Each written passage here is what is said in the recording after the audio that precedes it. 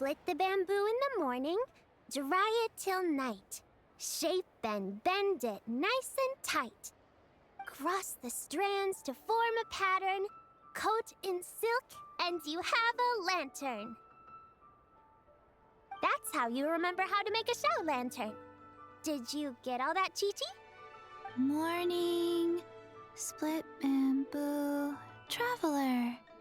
Then get silk, make paimon. What? No, that doesn't even rhyme. Look, it's them. Hey, Yao Yao! Hey, Chi-Chi! Whoa, Traveler! Paimon, you're here! Happy Lantern Rite! What you up to? I'm teaching Chi-Chi to make show lanterns. It's a real test of finger dexterity, so it'll help keep her nice and loose. Yes, I do finger exercises to be a nimble zombie. Wanna try too, you two? Oh, okay. Well, we need a whole bunch this year so it doesn't get too dark at night. Too dark? What does that mean? Dr. Baiju has patients who got hurt walking at night. The moon disappeared, so it was too dark to see. The moon disappeared? Like, behind the clouds? It was Jeonju, the moon devourer. Changshan told me about it, but now I forgot. It's an old myth from Chenyu Vale about a giant toad in the sky that eats the moon. What? The moon gets eaten? It's just a story. It's not like there's actually a giant toad in the sky. I asked Master about it, and she said myths are just insights into how the people of the past understood the world. Well, I didn't see it that night. But I've checked several nights since, and it's been there same as ever. According to Chi-Chi, though, the Ministry of Civil Affairs sent someone to do some kind of serious investigation. So, I don't know. Maybe something did happen. The Ministry of Civil Affairs? This is starting to sound bad. It's okay. You can fly.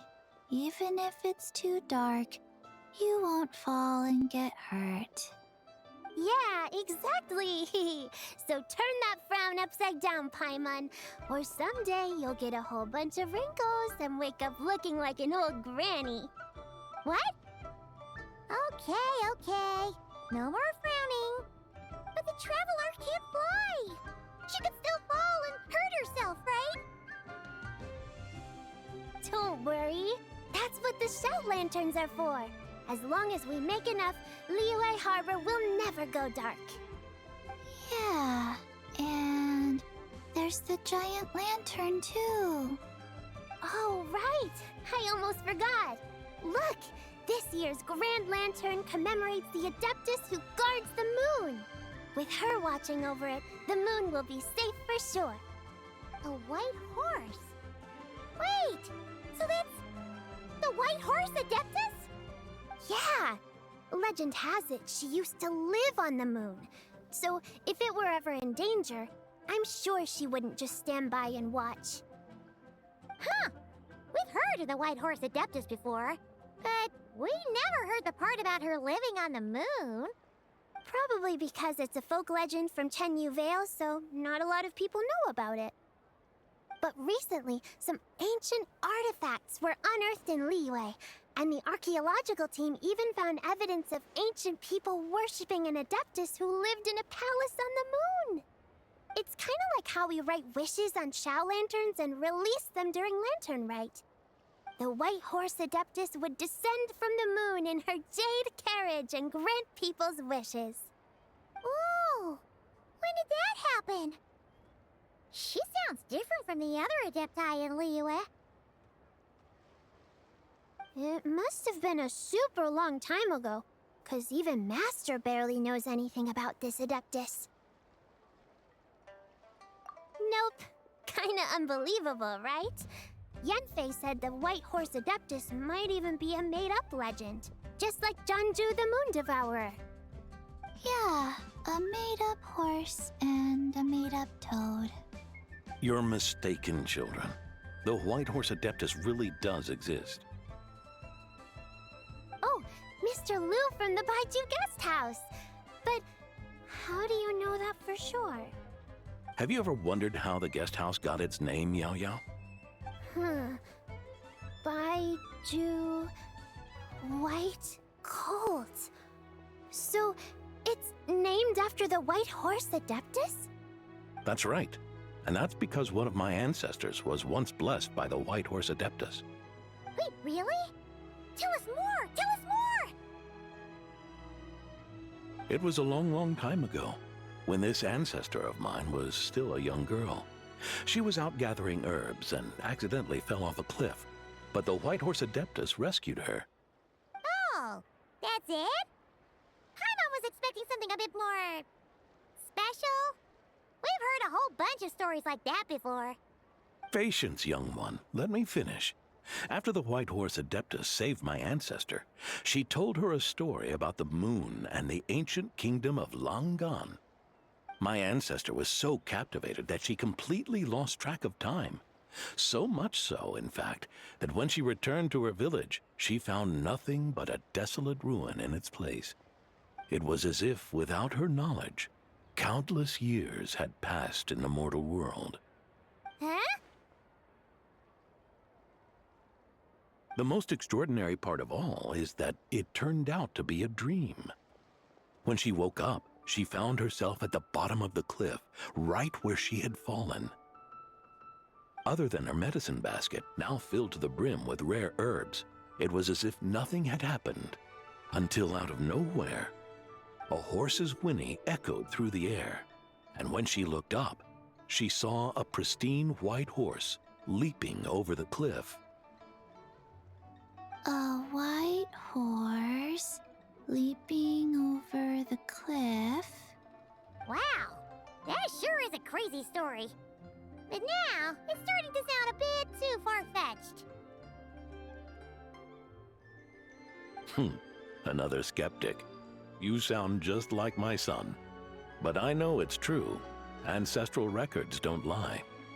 Wait, so your son doesn't believe it happened? Don't get me started. Not believing is one thing, but he even wants to change the name of our guest house. It's a disgrace, I tell you, a disgrace. Well, it was getting about time for him to take over the guest house. And what's the first thing he does? Starts going on about how the name doesn't attract enough customers and how we're losing business to Wangshu Inn. Can you believe that? As if Baiju Guest House and Wangshu Inn aren't miles apart from each other. Oh, what about something like the Geo Lord's Rest? Paimon bets that would get people through the doors. Geo Lord's Rest. I like that one. This isn't about getting people through the doors. This is about disrespecting our ancestors. Oh, White Horse Adeptus, my wish is this. Let your divine power be known. Teach my foolish son the error of his ways. Paimon wants to learn more about this Adeptus. Hey, maybe we should ask Zhang Li. Good idea! Mr. Zhang Li is super knowledgeable. He can answer questions even Master has no clue about. Yeah, we just saw him having tea at third round knockout. Alright, then that's our next stop. Chi-Chi and I are gonna keep making Shao lanterns. Careful on the road. Goodbye, Paimon. Goodbye, traveler.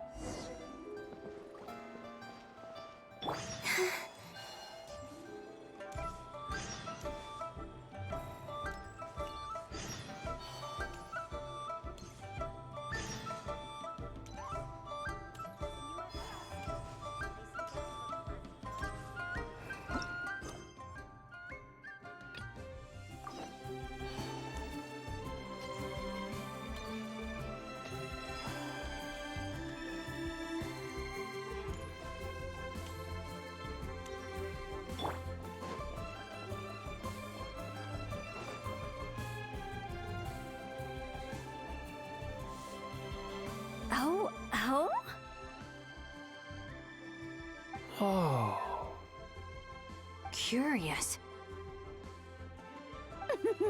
Impressive, right? What's with all the commotion over here? Oh, Traveler and Paimon! Perfect timing! I have something amazing to show you! What is it? Huh? What the? Heart of the Moon is blacked out! Was it really eaten by a giant toad? Huh. I didn't expect you to know the story of Jonju the Moon Devourer, Paimon. Don't underestimate Paimon. She learned a whole bunch of things in Sumeru. But Jonju the Moon Devourer is a Liyue legend. Well, knowledge knows no borders, so there. You're right about that, Paimon. But this dark circle doesn't look anything like a toad to me. A toad's egg, maybe? But that's about it. Oh, wait, Traveler! You've been in Nodcry, right? The people there worship the moon goddess. So you should know what's going on here. Really? Not even in a place where people worship the moon? Oh yeah! Master told me that the tale of Jianzhu, the Moon Devourer, was how ancient people explained a certain celestial phenomenon. But what is it exactly? Some kind of omen of disaster? How so? Oh, but in this picture, the moon is being covered from the center. So this can't be a normal eclipse. Then it's still an omen of some impending calamity? We never said that! Ugh, some crazy customer left it at the restaurant. Just thinking about it gives me the chills. Attention, everyone! As the auspicious festival season approaches, I have an announcement to make. I, Lu Xiong, am on the verge of becoming one of the most renowned archaeologists in all of Liyue Harbor. No, scratch that, in all of Tibet. Even though I never trained at a prestigious academy, I've still managed to dig up tons of treasures. And I understand practically a whole dictionary's worth of big words, too. Like my pops always says, no pain, no gain. And I haven't had it easy, that's for sure. So, it's definitely my turn to make a name for myself. What's the deal with her? No idea. Maybe she ate a bad batch of perch stew? What? You don't believe me? I'm telling you, I dug up treasures from the ancient nation of Longan. I even got a picture of Jonju devouring the moon. Longan? Jonju? What is she even talking about? Sounds like she's a few perches short of a stew, if you know what I mean. So what if blackback perch stew is my favorite? Stop talking about me like I'm not here. Whoa, what are you doing? You're just a stupid, ignorant man, and I'm gonna kill you. Young lady, you need to calm down. What? So you're looking down on me now too? How about I take you both out then? How does that sound? This is a place for dining. If you wish to take me out, you'll have to do it elsewhere. Don't act like you're better than me. Do you know who I am? I'm about to be the most famous archaeologist in all of Liyue. No, Tibet. Show me some respect. Huh, it's respect you want? Very well. For the sake of the other customers, we'll do this your way.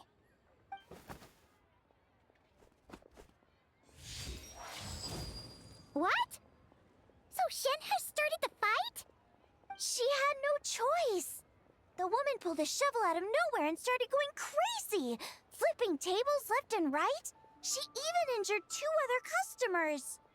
Shenna did what she had to do to restrain her, then took her to the Ministry of Civil Affairs.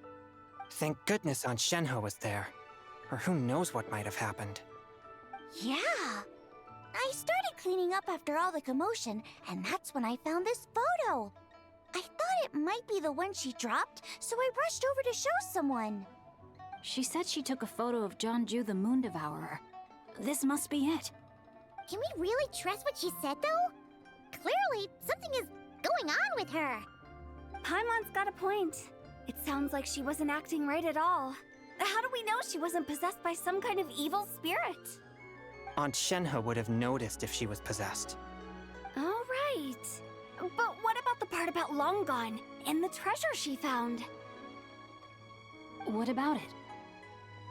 What if she raided a tomb and dug up some super special relic, then got herself haunted by an ancient ghost?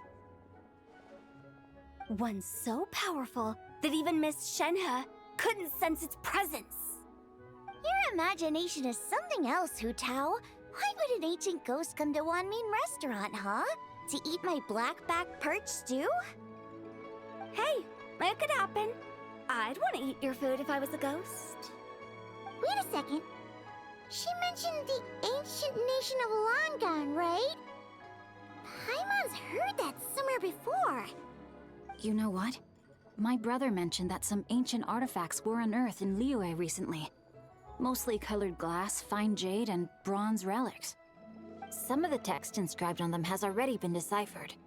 There were some poetic verses, but the word long gone popped up as well. So, does that mean this Longon place is real? Still, Paimon knows we've heard the name somewhere before. Do you remember, Traveler? Right! His ancestor heard about it from the White Horse Adeptus. The White Horse Adeptus?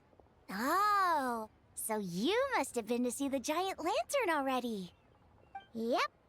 And it turns out that the White Horse Adeptus is super mysterious, too. Even Madame Ping hasn't met her. Wait, I thought she was the gold-eyed Celadon mare of the 8 Adepts. That's just the interpretation you believe in, Hu Tao. There are other theories out there, too. The elders of Qingce Village believe that during the Archon War, a white horse leapt from a clear spring, transforming into an Adeptus who aided Rex Lapis in battle. In Chenyu Vale, some of the tribes take her to be the daughter of time, and trace her deeds to an even earlier era. Yet in other ancient texts, including the relics I just mentioned, she appears as an emissary who listens to mortal wishes, bestowing the blessings of the heavens and moon upon the mortal realm, which is why we write our wishes on Shao lanterns. That's so complicated. So what's the verdict? Which version is the truth? I'm afraid there's no definitive answer to that. You two have been all over Tevat. Do you have an idea? Nope, sorry. We were actually on our way to ask Zhongli. He knows even more about this kind of stuff than us. Ah, looking for a consultant, huh? He's having tea with Miss Linlong. Shigu Antiques is hosting an exhibition tonight. An exhibition? For what? All those antiques Sing-Show just mentioned. So if you head to the big ship docked in the harbor tonight, I'm sure you'll find him. So, where to next? How about we go to the Ministry of Civil Affairs to ask about the White Horse Adeptus? We might be able to find out more about the recent moon situation, too. If you're heading to the Ministry of Civil Affairs, could you give them this picture for me? Since it belongs to that customer, she deserves to get it back at least. It might even help the Ministry with their investigation. Ha! All right! We're off! Oh, wait! I almost forgot! Happy Lantern Rite! Come have a meal with us when you're free. We'll be there, or we'll be... square.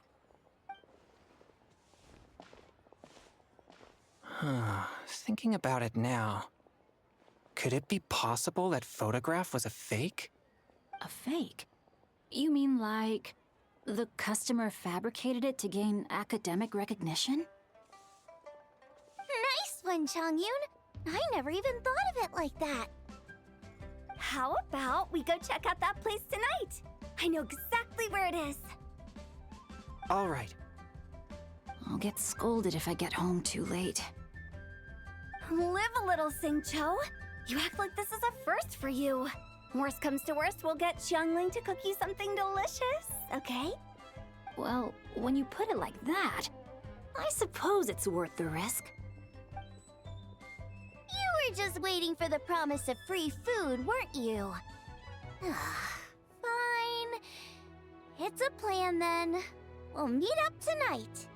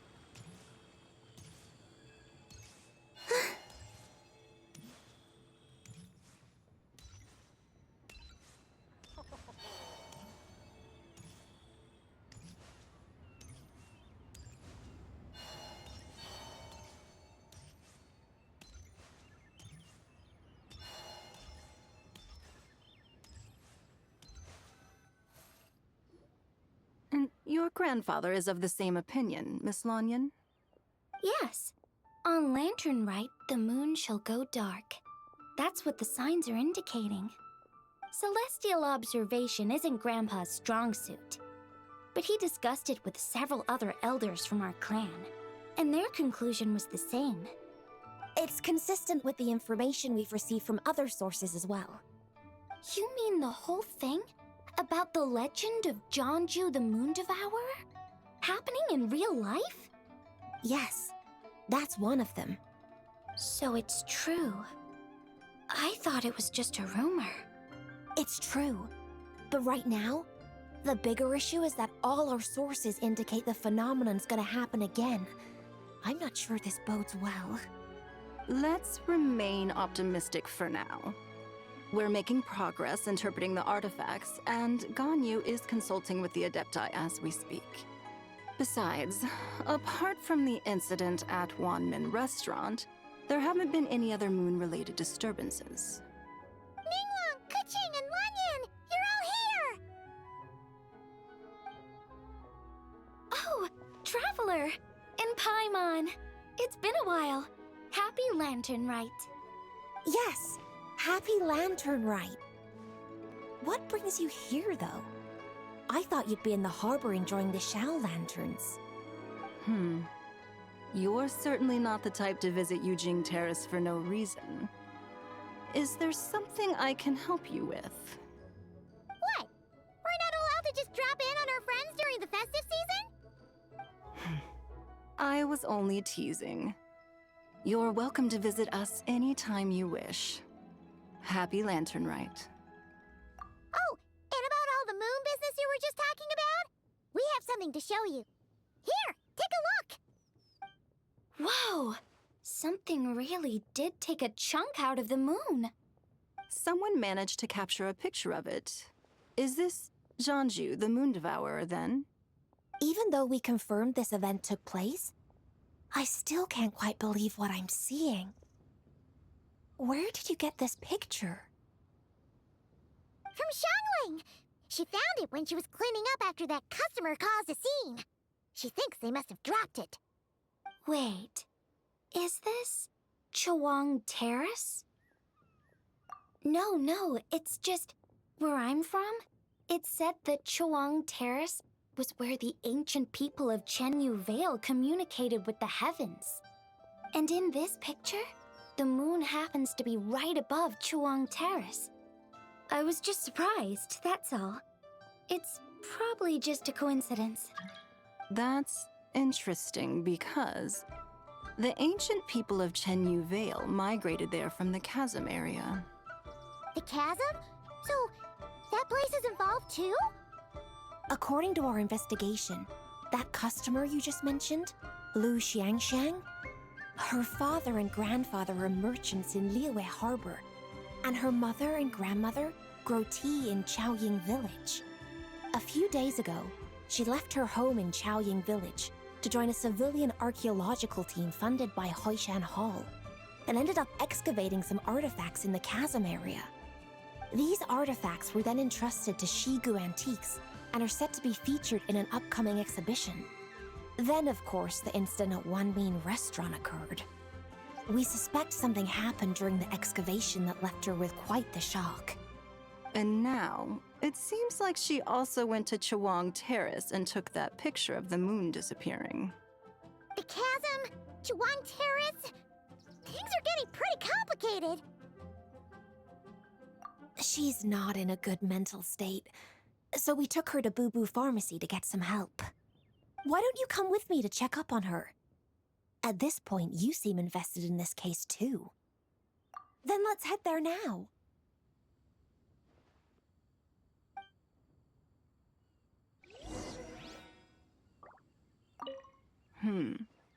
Now that I see this picture, it looks less like a piece of the moon was eaten, and more like something is obscuring it. But what sort of thing could block out the moon?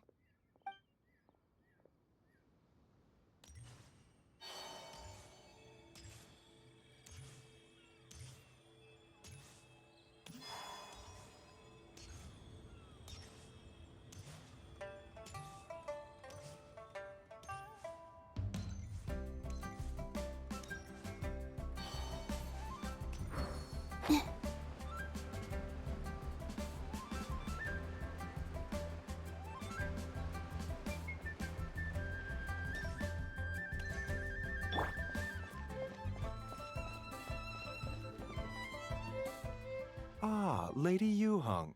Oh, and the Traveler and Paimon are here as well. What a pleasant surprise. Happy Lantern Rite. I hope we're not interrupting, Dr. Baiju. Not at all. I assume you're here to see the patient. Unless it's urgent, however, it would be best not to disturb her rest. It's quite unstable. She's even more agitated than when she first arrived. And she refused to cooperate when we tried to check her over. I had no choice but to prescribe a calming draught and to have her rest for 2 days. So she's getting worse? That isn't the news I was hoping for. It's just a precaution. Based on an earlier conversation with her, it seemed more like a fixation than anything else. She hasn't lost her mind. That's right. When we asked about it, she kept insisting she was going to be famous far and wide. Well, it might not be far and wide, but she certainly made a name for herself around Yujing Terrace. Even some of the Qixing know who she is. Not often, that's for certain. From my initial assessment, the patient appears to have experienced some sort of shock, and whatever it was seems to still be haunting her. But what could have caused such a thing? The relics from the chasm? Or the moon above Chawang Terrace that night? Come back in 2 days, and you might just have your answer. I suppose that's all we can do for now. We'll take our leave then, Dr. Baiju. Of course. If you need anything else, don't hesitate to stop by. Speaking of those relics from the chasm, aren't they being featured in an exhibition tonight? That's right. Are you planning to attend? Yeah, we wanted to have a talk with Zhang Li anyway, and now Paimon's even more curious about these relics. I would, except every item in the exhibition had to be registered with the Ministry of Civil Affairs. So I'm afraid it's been spoiled for me. I reviewed them all myself. There are some rather peculiar artifacts, that's for certain. We're still working on decoding the ancient text that appears on them. Yeah, the word jade appears a whole bunch, doesn't it? Huh? How did you know? Shincho told us. He said there were some ancient poems on them, too. He's quite well informed, isn't he? Well, he's right. We believe they're direct references to the ancient nation of long gone. As for the other text, instead of regular poetry, it seems to be more like ceremonial language used to worship the moon and the gods. The moon and the gods? Well, looks like it's almost time for the exhibition. You two should head over. There's an usher at the harbor who will lead you to the venue. Not at all. The exhibition is free to the public. The people of Liyue have a great respect for our history and are eager to learn from it. Plus, the exhibition is being organized by Linlong, the owner of Shigu Antiques. As far as I know, it's been a long-time goal of hers to hold a cultural exhibition of this scale, where people can learn all sorts of information about the past. Guess we're in for a real treat tonight, then. Yes, have a great time. There's still more artifact decoding work I need to finish, so we'll have to part ways here. After seeing the picture you brought, there's a few ideas I'd like to follow up on. You're hard at work even during festival season? Huh. You haven't changed one bit, Keqing. I'm simply fulfilling the responsibilities of my position. That's all. All right, I should get going. See you later. Well, guess we should head over to the harbor and find that usher.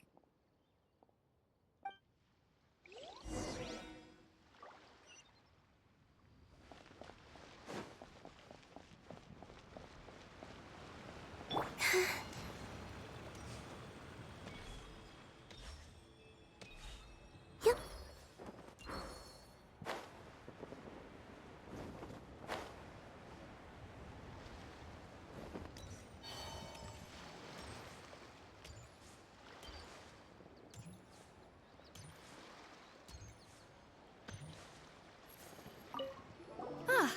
Here for the exhibition? I can take you aboard. After you.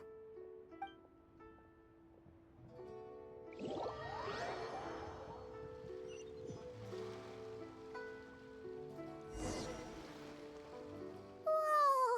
Look at all the antiques on this ship! It's almost too much to take in! Greetings. I trust you've been well since last we met? Aha! Speak of the devil! You're right where Hu Tao said you'd be! Ah, so Director Hu gave me away, did she? Don't act like you're up to some super secret business! We know you just do whatever you feel like. Yo, Traveler, Paimon, what's up? It's been a while, you two. Happy Lantern Rite. Beidou! Yunchin! It's great to see you! You're here for the exhibition too? Yes. When I heard these artifacts were from ancient times, I just knew I had to come learn more about them. I mean, what a discovery, right? Yeah, Ningguang pretty much said the same thing. She thought coming here might help culture me up or something. But as you know, I'm more of a fists and punches type of person.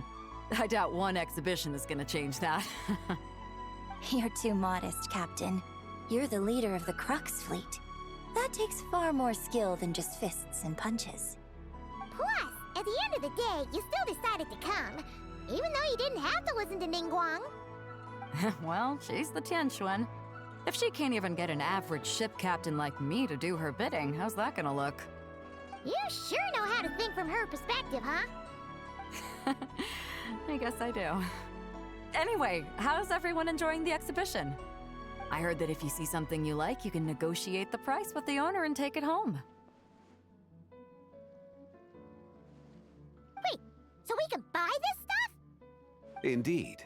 Although Shigu Antiques is hosting this exhibition, many of the items come from private collectors. As long as both parties reach an agreement, you can make an offer of mora or an equivalent trade. Well, shall we continue our conversation as we look around? Let's go! Paimon's super curious about all this stuff.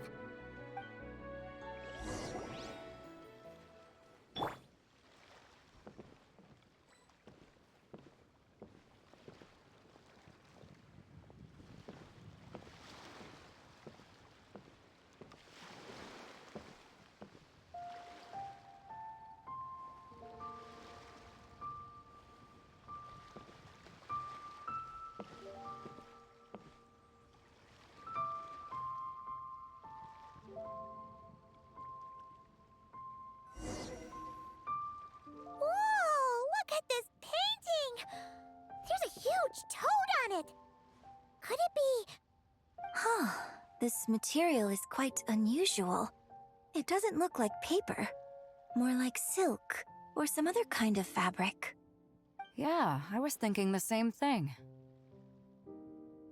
Huh. Well spotted. This is a painting of Jianju, the Moon Devourer, made primarily with mulberry silk. Such craftsmanship is rarely seen in modern-day Liyue. Ha! Jianju the Moon Devourer! Paimon knew it! That toad made it super obvious. What's that? A new dish at Wanmin restaurant? No! It's a kind of lunar eclipse. You heard about how the moon disappeared recently, right? Oh, yeah. You're saying a toad did that? That's what the legend says. So, nothing to do with food then. Noted. And the figure next to the toad, is that the White Horse Adeptus? From the stories I've heard, her palace lies on the moon. That would seem to be a logical assumption. No. In fact, this item was discovered in Chenyu Vale, and many years ago at that. Oh, so it's from Chenyu Vale? Actually, that's not quite right. You see, this painting is primarily comprised of mineral-based pigments, such as cinnabar and azurite, which are usually found within stratified rock. This suggests its place of origin may very well have been the chasm.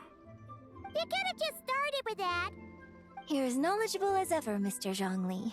I had only ever heard the legend of Jianju the Moon Devourer, but now seeing it depicted in this painting, I wonder, if I purchased it, perhaps it could serve as inspiration for a new opera. Though I'm not quite sure who the painting belongs to right now. A splendid idea, Miss Yoon. Perhaps in lieu of Mora, you could offer the lyrics to said opera as recompense. The lyrics? But to whom? Why, to me, of course.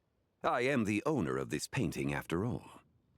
Wait, so you're one of the private collectors of the exhibition? No wonder you knew so much about the painting. But lyrics in exchange for a precious antique? My work could never possibly be of equal value. I don't know about that. I'm not much of a scholar, but even I know your operas are in a league of their own. An astute observation, Captain Beto. In my possession, this painting is nothing but a lifeless artifact. In your hands, however, it could be transformed into a new piece of art entirely. Quite the worthy exchange, no? But I'm not sure when I'll be able to finish writing it. It certainly won't be ready this year. Allow me to be equally forthright, Miss Yoon. This silk painting is merely a copy I made of the original work. There is no need for such concern over its value. Huh? So it's a fake? I had no idea you were such a skilled artist, Mr. Zhongli. I pride myself on having some knowledge of antiques, but I didn't notice anything that would point to it being a replica. You never cease to amaze me, Mr. Zhongli. You flatter me. All that said, Miss Yoon, you must accept. Truly, I insist. Huh. He's gone from handing out fake Mora to fake paintings now, huh? Your kindness is impossible to refuse, Mr. Zhongli. Rest assured, I'll be sure to return the favor. I shall look forward to it. Man, that was quite the find. I should buy something too, if only so I can show it off to Ningguang. Let's keep going and see what we can find.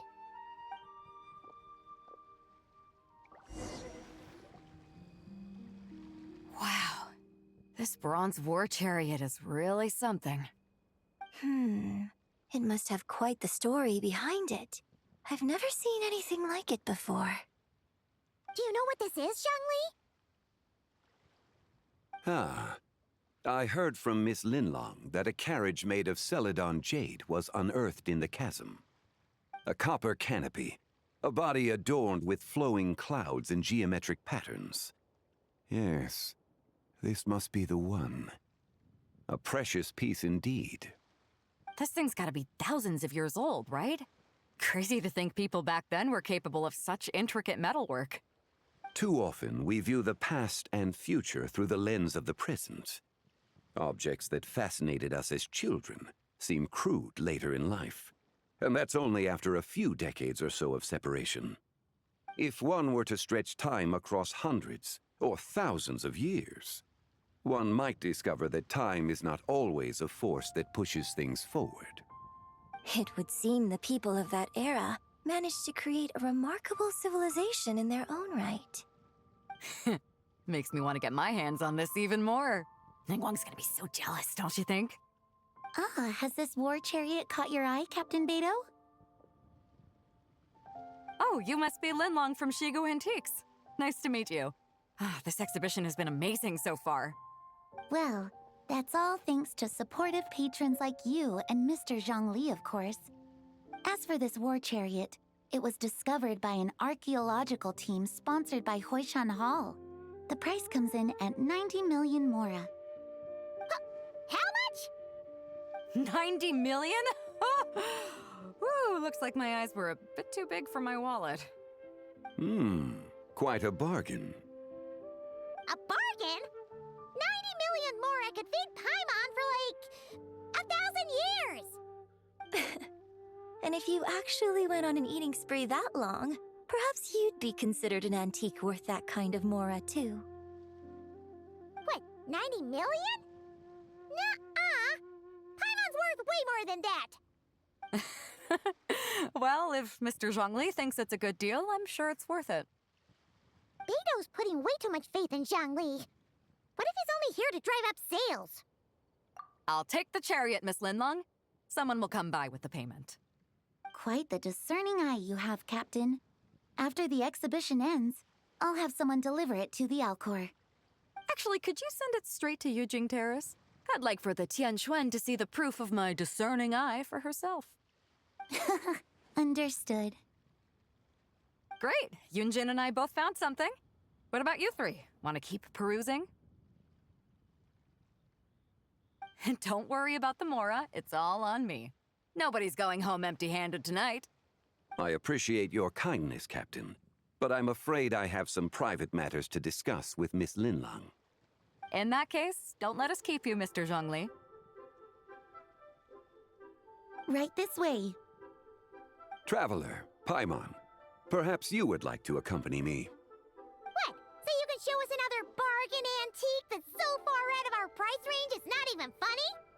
Other people are always demanding Mr. Zhongli's time, but it's quite rare for him to extend an invitation himself. I wouldn't pass up this opportunity if I were you, Paimon. Yeah, just don't forget to come aboard the Alcor for a drink later. Yeah, guess you're right. Taking a quick look isn't gonna cost us anything. Let's go!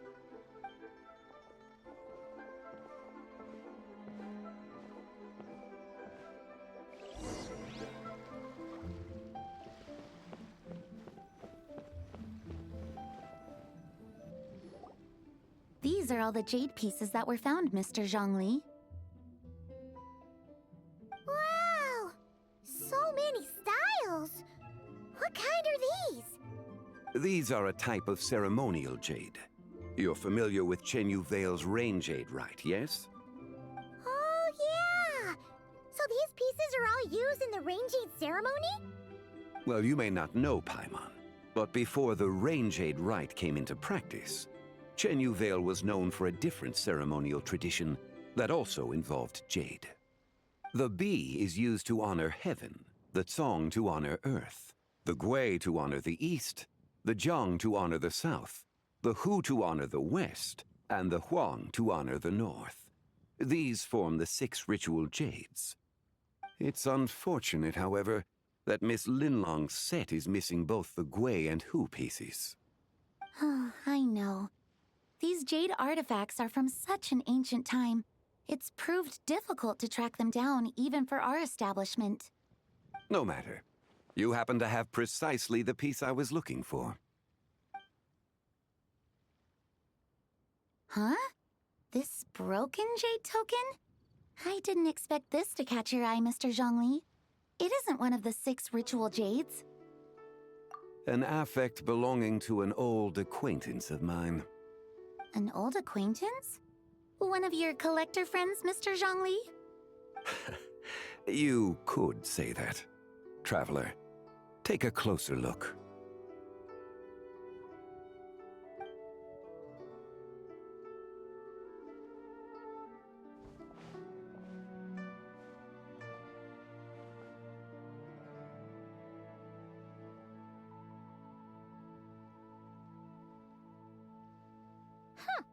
It doesn't look all that special to Paimon.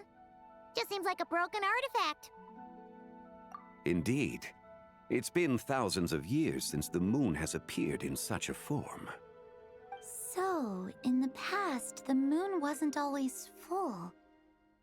Then, could this missing chunk be from when Jeonju devoured part of the moon?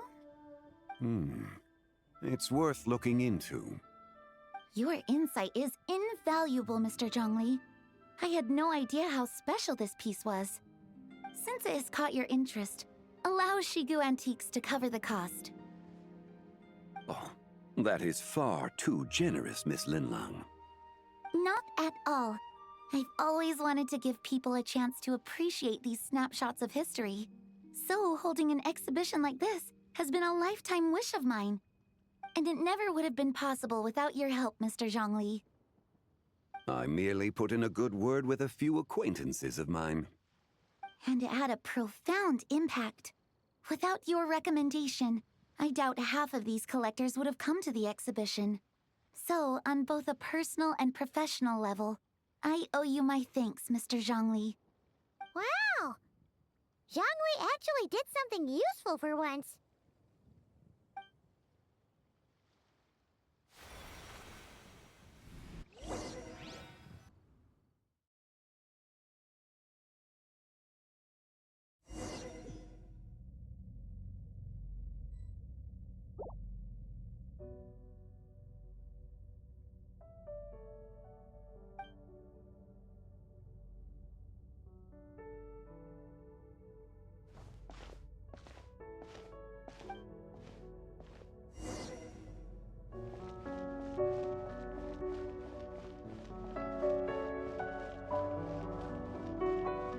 Three, 5, 7.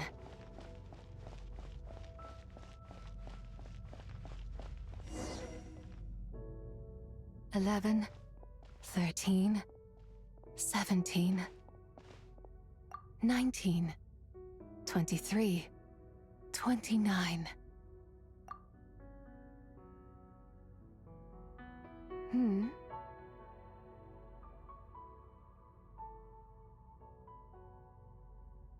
You also enjoy counting in such a fashion, lost child?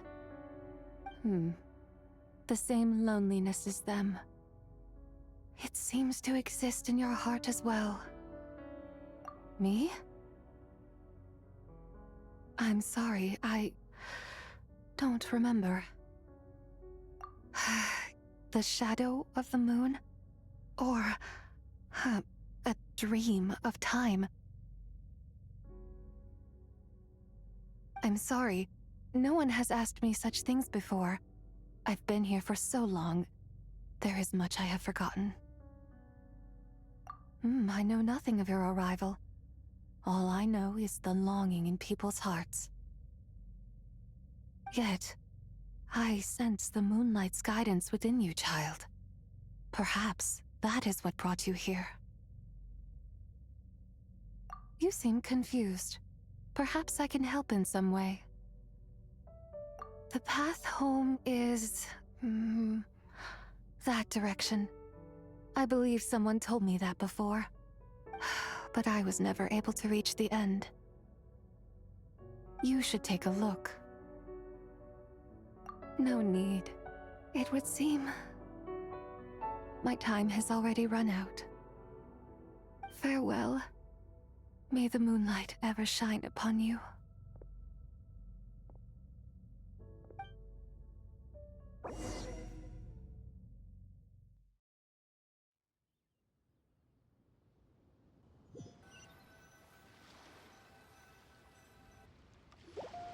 Wow! Zhongli actually did something useful for once. Your complexion looks rather ashen, Traveler. Are you feeling all right? Does your stomach hurt? Huh? What are you talking about? You were right here the whole time. Ah, I see. I'm afraid we must take our leave, Miss Linlong. My friend has taken ill, and I must escort her to get some rest. Of course. Traveler, Paimon, please, come with me. Ah, yes. Regarding the payment for the Jade Token.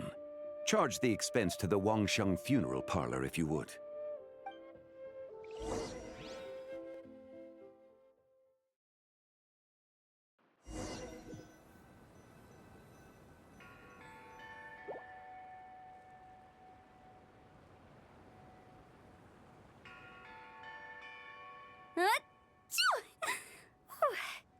Guess someone's thinking of me. But this late at night? Must be that consultant of yours. I bet he's out there spending all year more at the exhibition. Yeah, he'd be the perfect employee if he just knew how to rein in the spending. But never mind him. Let's focus on the moon. We gotta see if it gets eaten tonight. I don't think it's going to happen. We've been out here all night, and the moon's the same as ever. It is quite late, and Chongyun's getting tired. How about we head back? We can come back another time. Head back? Already? Actually, I do have a new dish I'm testing out tomorrow. And as part of my New Year's resolution, I'm trying not to oversleep. All right. Guess it just wasn't meant to be. Let's go.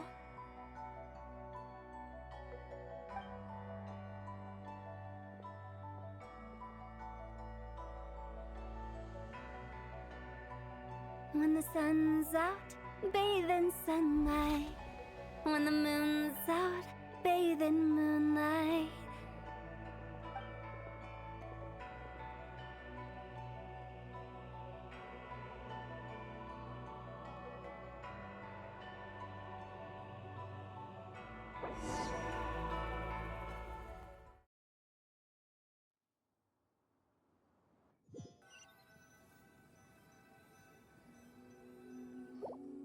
Wait, aren't we going to rest? Why did you bring us here? Because I imagine the Traveler would like to know what just happened to her. Oh, right. Ugh, Paimon's confused, though. She could have sworn you were there the whole time. Oh, how is that possible? It sounds like her spirit formed an inexplicable connection with the being in that space. Ah, you suspected from the beginning, didn't you? Indeed, the being you met is the fabled White Horse Adeptus, and the original owner of this Jade Token. Her name is Zibai. Wait, does that mean she's inside this token? No, she does not reside within this token, but rather within the moon's shadow. This token is merely a medium. Word has it you accomplished quite the feat in Nodcry. You and your friend brought the Frost Moon back to Tevat. Tell me, did you ever wonder about the other moon? The one that hung in its place for thousands of years? We never really thought about it, but it must have been a fake, right? A fake moon! Indeed, it was false. Its true nature, nothing but a projection of the moon. It also happens to be the prison that confines Zibai to this day. Wait, the White Horse Adeptus is trapped inside that projection? Then we need to rescue her! But the moon in the sky right now is the real one, right? Where did the fake moon go? And why can't Paimon see it? With the return of the true moon, the shadow naturally lost its place in the heavens. Now, it is disintegrating bit by bit. It's a process that comes and goes. When it occurs, it looks like the moon is being obscured by a black shadow. But when it stops, the shadow disappears and becomes invisible to the eye. So, you're saying there's an invisible fake moon blocking the real moon right now? Indeed. Okay, this is not what Paimon was expecting. My hypothesis is that people's wishes could be what trigger the periods of disintegration. After all, when you experienced that episode just now, it was precisely when Miss Linlong spoke of her own wish. Wait, is that because the White Horse Adeptus answers people's wishes? The legend must be true then. So, that means the more wishes we make, the faster the fake moon will disintegrate, right? Then it won't be long before the White Horse Adeptus is free! Quite the contrary. After countless years trapped inside, the two have merged into one. When the moon shadow is gone, Zebai will cease to exist in this world. Oh no! So, by bringing the moon back, we actually hurt the White Horse Adeptus? Do not burden yourself with such thoughts. Because of your actions, a promising opportunity has presented itself to us.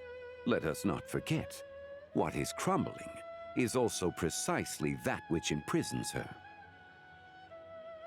Yes, and that is why I invited you here tonight. Your connection to that broken jade token confirms that you can do what I envision.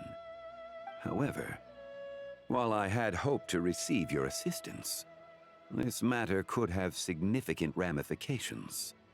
I must admit a certain reluctance to implicate you in more of Tevat's secrets.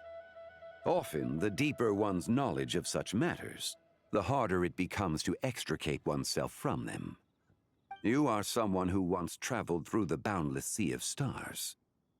I cannot help but wonder, perhaps it is wrong for your fate to become too entangled with the fate of any one world. Such is your conviction, then. Since journeying beyond Lille, you have had ample time to reflect on these matters, it would seem. Very well. The first secret I must reveal is that Zebai has long since passed away. The being within the Shadow Moon is merely one of the 3 deadly selves she severed before her death.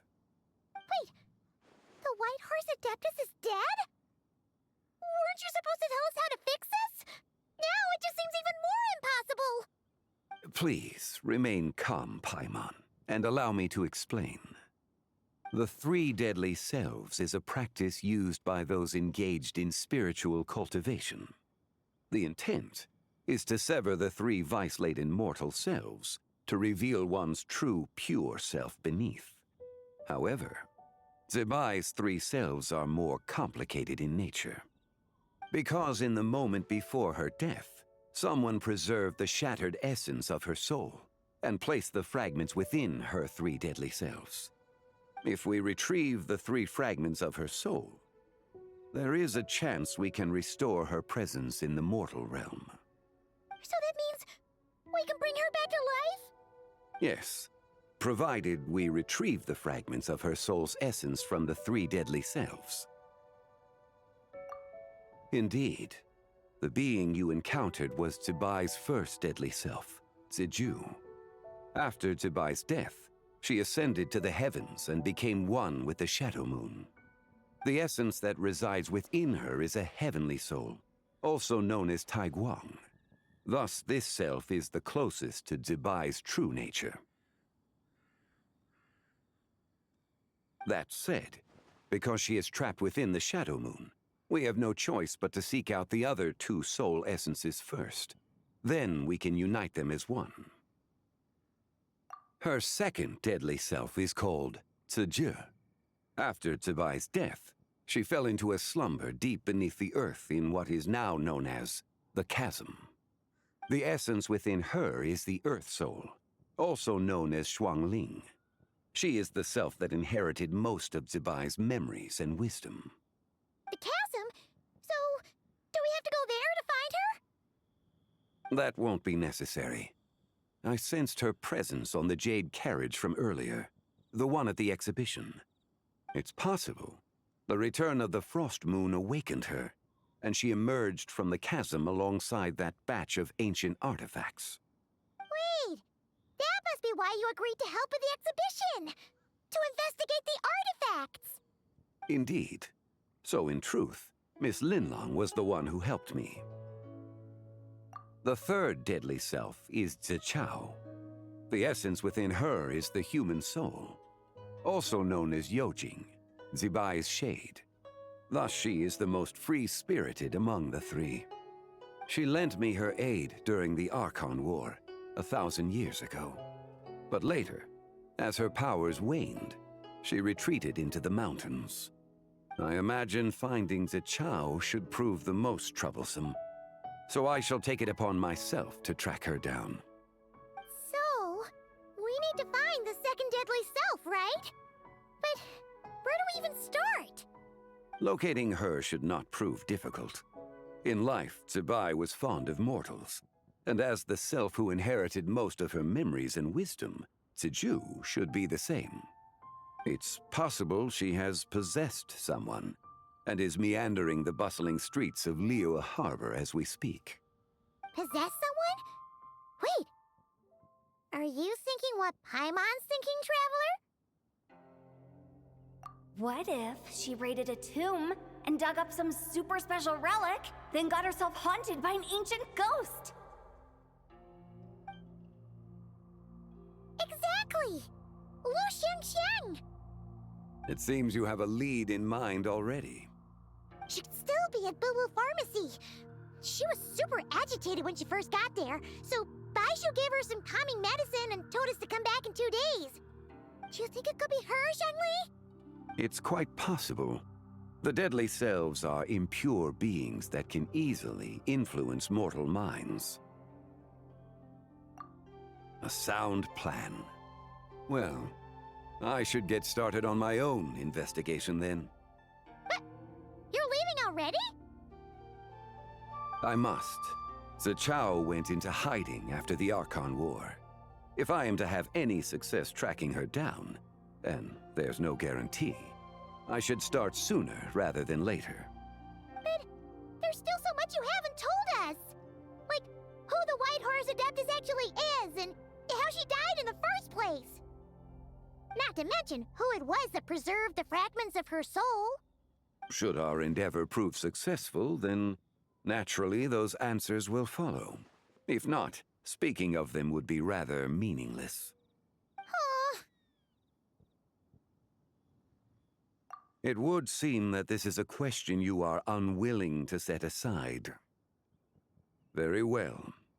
I shall tell you. It was the Avatar of Time. Ah, so you know of her existence. The ruler of time saved her soul. Indeed. Preserving what remained of Zibai's soul in the moment before her death. Only the power of time could be capable of such a thing. However, there is no telling what effect it has had on the three deadly selves. In other words, you must exercise caution when seeking out Ziju. On the night of Lantern Rite, countless Shao lanterns, and the wishes written upon them, will be released into the sky. I estimate that this event will trigger the Shadow Moon's collapse.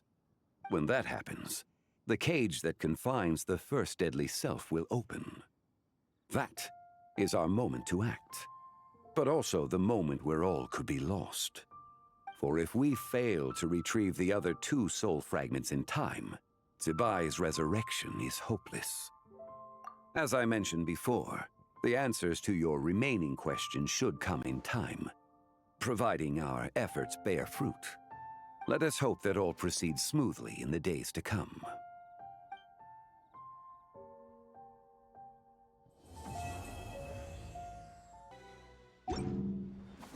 Oh! Should we head to Boo Boo Pharmacy today? Fingers crossed we learned something useful.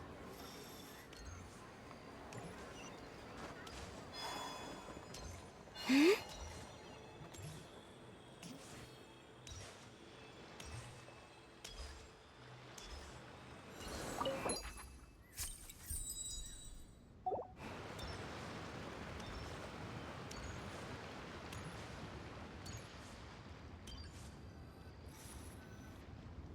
So let me get this straight. the patient disappeared right as you were delivering the medicine. I know it's hard to believe, but that's exactly what happened. It's true. 1 minute she was there, and the next she was nowhere to be seen. Hey, it's Yelan! Fancy seeing you here! Oh, is this a bad time? Not at all. Just a small roadblock in the case I'm working. Ningguang asked me to investigate a patient named Lu Shangshang. If you're here to find her too, then you're out of luck, I'm afraid. She went missing this morning. What? According to Dr. Baiju, the patient vanished right under his nose. But it just seems like that should be impossible. There 1 second and gone the next? Pretty sure Xiao can do something like that. Then you're suggesting this Lu Shangshang is the vigilant Yaksha in disguise? Or some other adeptus? Guess not. But this is so weird. How can a living person just vanish into thin air? Unless... Linny decided to take his act to Liyue? Who is this Linny you speak of? He's... Oh, never mind. Paimon's just grasping at straws. Let's set aside the how for now, and focus more on the where. You mentioned this patient has a strong obsession with achieving fame and recognition? Yes. She kept talking about becoming a renowned archaeologist and making a name for herself. So, are we looking for a place where it's super easy to become famous? I think we should check out the Xiao Lantern crafting stalls. Because it's easy to become famous by making Xiao lanterns? Not exactly. When the people of Liyue need a solution to a problem, their first thought would be to pray to the gods and the Adepti. If her wish is to become famous, she might write it on a Xiao lantern in the hopes that the fabled White Horse Adeptus might make it come true. That certainly sounds probable. Turns out, the White Horse Adeptus might be a lot closer to home than she thinks. What was that? Nothing. Let's go check out those stalls.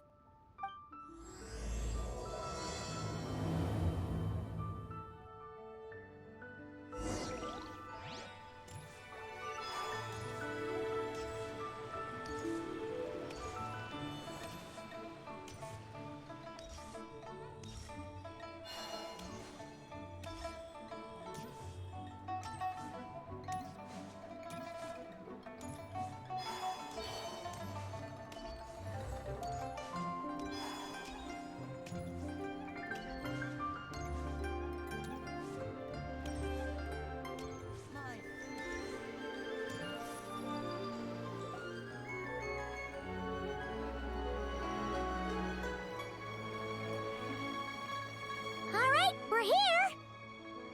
Still no sign of Lu Shangshang, though. As long as you're patient enough, Paimon, you'll find that hunting down people is no different from hunting boars. We need to blend into the environment, or we risk alerting the target. So as far as everyone here is concerned, we're just ordinary tourists. Oh, okay. If we need to blend in, then let's make some Xiao lanterns and write our wishes down, like everyone else. What's your New Year's wish, Yelan? I haven't given it much thought. Oh, and it can't be work-related. You gotta take a break once in a while, right? You're always sticking out this suspect, tailing that criminal, hunting down this gang or that. Which is super amazing and all, but it's gotta be exhausting. Really getting into this, huh? You said to blend in, right? Come on! It's all part of the act! So you gotta think of something! Then, I suppose, it'd be to go traveling, the next time I get the chance. Traveling? That's our bread and butter! Wanna join us? Thanks for the offer, but my desk is piled high with reports on your exploits. And that's not quite the kind of traveling I had in mind. I was thinking more the lie down and do absolutely nothing kind of travel.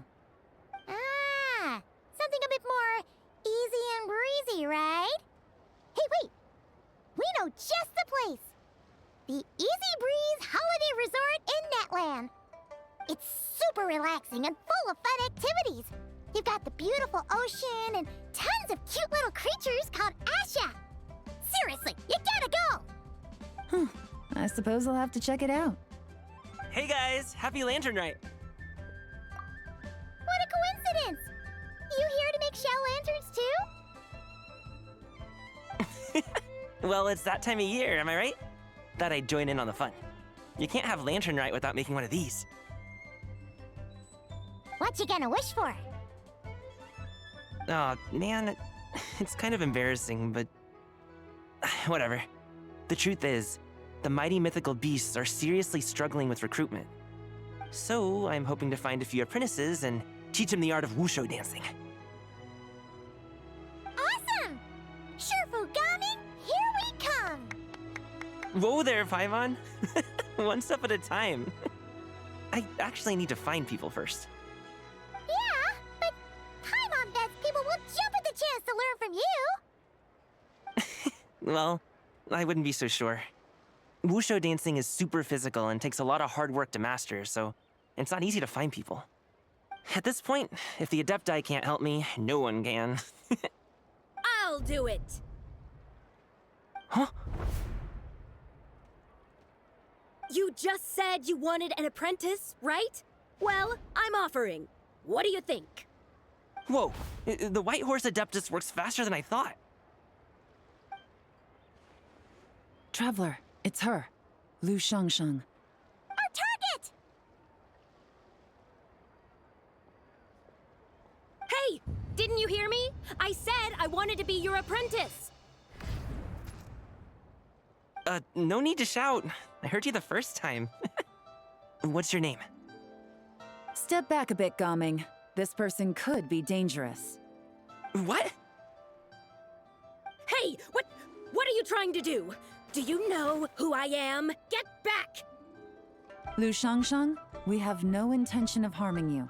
We just need to ask you a few questions. Get back, I said! Try to remain calm. If you come any closer, I'll...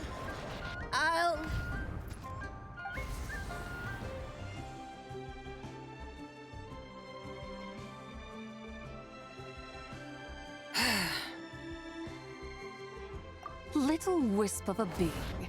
How are you able to see me? So what if I am? Leave at once!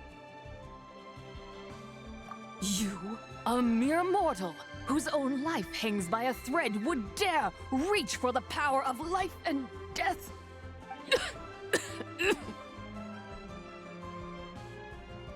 Unless you wish to be condemned to eternal damnation, you would do well to abandon this foolish endeavor. I shall speak on this no further. Don't come any closer. How did I get here? Who are you people? Playing dumb, are we? Save it. We know you attacked those people at Wanmin Restaurant. What? No, I would never. You must be mistaking me for someone else. You don't remember? Of course not. How could I do such a thing? What about the photo you took near Chuang Terrace? What photo? What's going on? It's like she lost her memory or something. Well, this complicates things. I'll take her back for questioning and let you know what I find. Take her away. But I didn't do anything! I swear! That's weird. She seems so normal now, but she doesn't remember anything. This is just great. An apprentice falls right into my lap and now she's gone! Don't worry, Gaming. This is a special case. Paimon's sure you'll find one soon. Unless you're gonna pony up and offer a real solution, Paimon, I don't want to hear it. Gaming? What's up with... I'm done here! I'm gonna go find an apprentice, and I won't take no for an answer! Gaming, wait! Is it just Paimon, or was Gaming acting super weird just now? What? How do you know? Whoa! So you saw the second deadly self? And you think she moved from Lu Xiangxiang to Gaming? Uh-oh. Then we better find him before something bad happens! Let's go!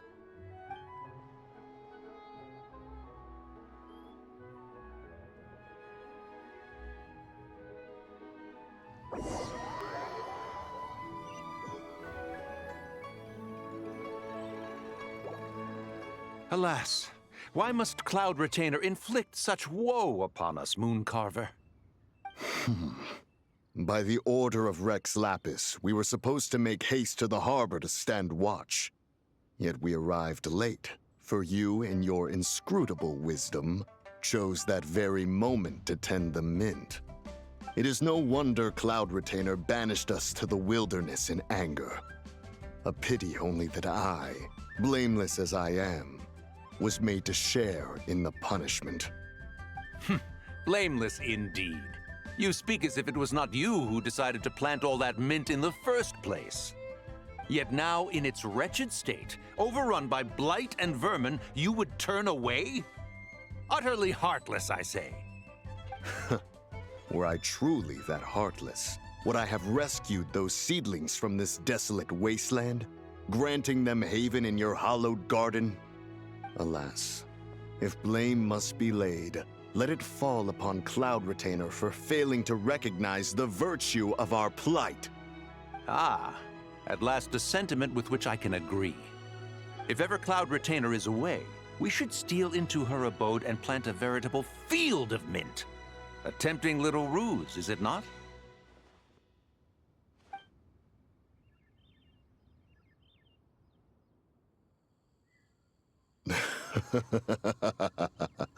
Positively ingenious. Please stop chasing us. Just let us go. Get back here! If you keep running, I'll kill you! Please, we don't know anything about wushu dancing. Just leave us alone. What? You think I'm not good enough to teach you? Just agree to be my apprentices, and then we can talk.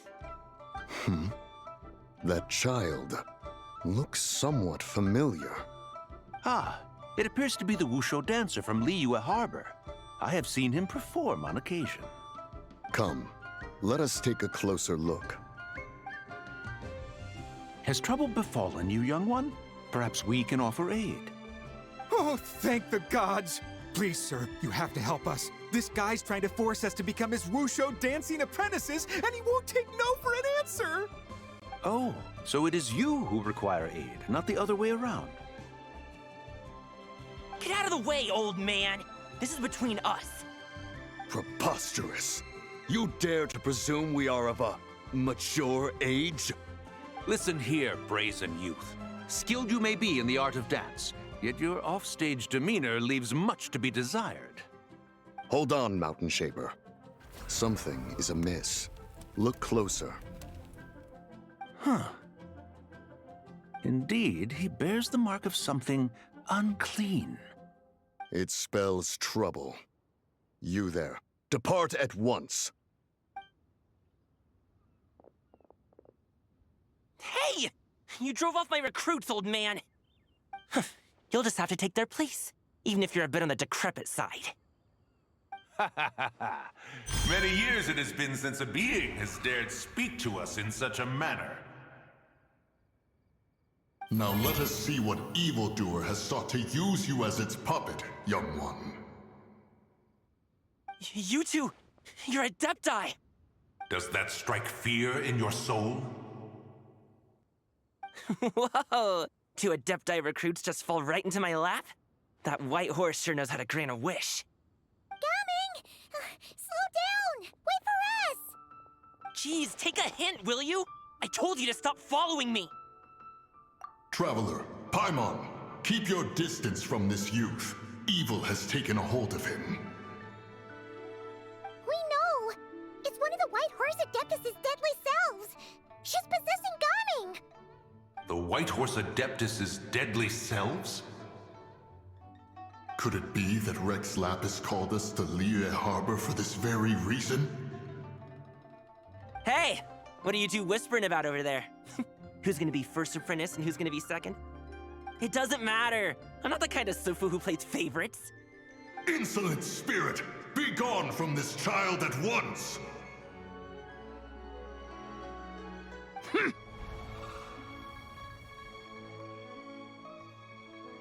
Little mite of a mortal. Getting in my way again, I see. That is no concern of yours. No. Only by doing it myself will I find peace. Otherwise, rage will consume me. If I lose control, all will turn to dust. The curse of time. The memories this body holds. Come no closer! This is your final warning. Insolent spirit! Be gone from this child at once! Huh? Traveler and Paimon? And two Adepti? Where are we? Weren't we just making Xiao lanterns in the harbor? Gaming! You're back! Ah! The sun is most scorching. Agitation stirs within me. I require cooling mint to beat this heat.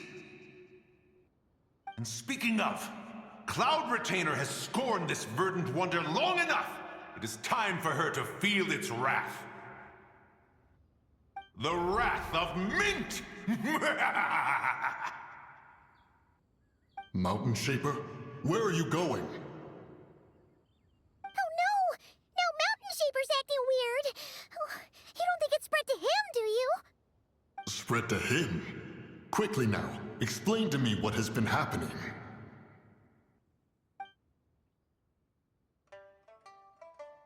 What?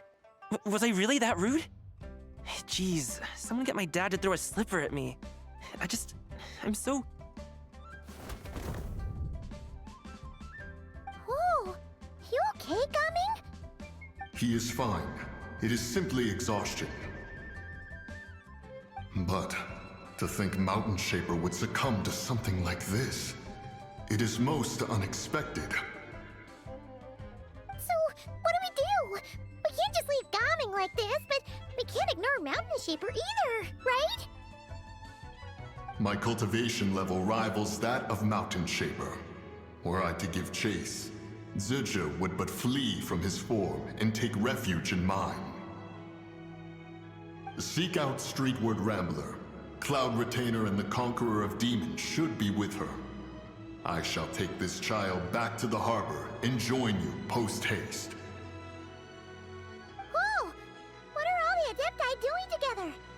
Rex Lapis charged us with keeping watch over Liyue Harbor should danger rear its head. I dare say this is the very crisis he anticipated. Come, we must devise a strategy before confronting Zizha.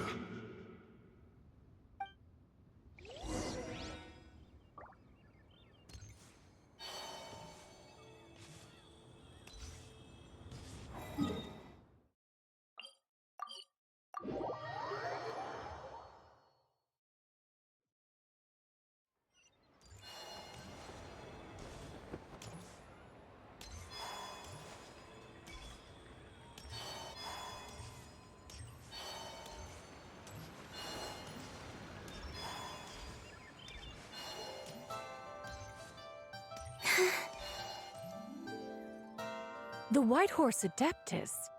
You mean the mysterious white mare that aided Rex Lapis during the Archon War? Even if it's not her, there must be some connection.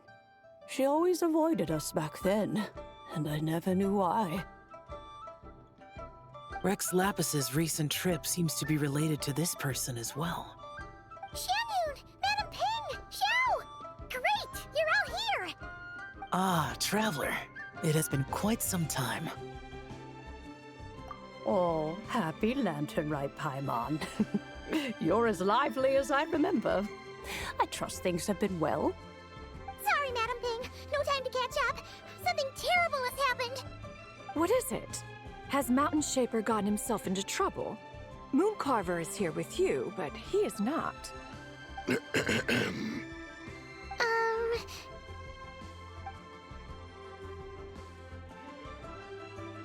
The Wrath of Mint? That old fool dares to utter such nonsense behind one's back. Yeah, that's not really our biggest concern here. So, even a mere deadly self of the White Horse Adeptus was able to possess Mountain Shaper and affect his mind.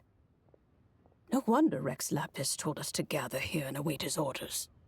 Mountain Shaper's cultivation is inadequate. He was caught unprepared. Were it one of us, Zhuge would hardly have found a vessel quite so ready for the taking. Hey, that's not what you said earlier. Where is Mountain Shaper now? A question that hardly bears pondering. Obviously, he intends to plant mint in the vicinity of one's abode. Ah, then he poses no great threat. We might as well let him be. Once he fulfills his wish, it's possible that Zhuge will relinquish him of her own volition. Your ulterior motive is most obvious, Mountain Shaper. You two hope for Mount Outsong to be covered in mint. One can see it clear as day. Not to mention, deadly selves are born of malevolent human desires, and naturally pose a great risk to the form and mind of all living beings. We cannot let this go unchecked. Let me handle it. I have relevant experience and know how to deal with such situations. One has no doubt of that. Yet your involvement would likely end in armed confrontation. In one's own estimation, the time for such measures has not yet come. Before his departure, Rex Lapis knew that Zhuge was active in Liyue Harbor, yet told us only to wait. It would seem, then, that Rex Lapis did not believe extreme measures were warranted here. Yes, this is quite a peculiar case. After all, Zhuge's possession does not seem to come with ill intent. It's more like she's guiding those she possesses to fulfill their own wishes. There is another matter of import, however. I sense tremendous resentment emanating from her. What could be its source to render her so unable to find peace? She was talking about the White Horse Adeptus memories, right? From what the Traveler said, it seemed like she was about to explode with rage. But why? With Rex Lapis away, if we wish to understand that which occurred in the past, we shall have to ask her directly. She also mentioned the Curse of Time. What could that be about? Perhaps erosion. Indeed. We are of the same mind. I heard that ancient clans in the mountains once regarded the White Horse Adeptus as the daughter of time. It seems there was some truth to that, after all. The daughter of time. Cursed by time? Time does not treat everyone equally. The longer you dwell in this world, the more it takes from you. Then what do we do? One has devised a solution. Based on what you have told us, it seems that Zhuge is in the habit of leaping to a different host when provoked. One's plan is for us to block all escape routes while you confront Mountain Shaper, forcing Zhuge to reveal herself. Then, if prior experience stands, she will have no choice but to possess you. However, not only are you able to sense it, you are also unaffected by the peculiar state of stasis. In other words, in that moment, you would have the chance to either subdue or persuade her. That is akin to walking straight into the lion's den. Allow me to go instead. Yeah! Isn't this plan a bit too risky? Why doesn't Paimon try first? After all, even if she got possessed, it's not like she would pose a danger to anyone. Paimon's wishes aren't all food-related, you know. One would not suggest this course of action if one had any such reservation. Time and again, the Traveler has proved immune to Sidge's influence. Consider for a moment why that might be. Oh yeah! That's what the first Deadly Self told you, right? Perhaps your time in Nodcry left you with the blessing of the newborn moon goddess, Traveler. And this Whitehorse Adeptus clearly has a profound connection to the moon. Indeed. Indeed. I see. Have you other concerns, Conqueror of Demons? I was just trying to fathom why Rex Lapis left without explaining the situation in detail. But now I think I understand. Rex Lapis entrusted this matter to the Traveler, which means in his estimation, the Traveler must be the key to its resolution. So I have no other concern. I trust Rex Lapis, and I trust you. Then we are all in agreement on proceeding with this plan? Very well. We should depart at once, lest we lose our chance. Let us see whether that old fool truly dares to face one's abode with Mint.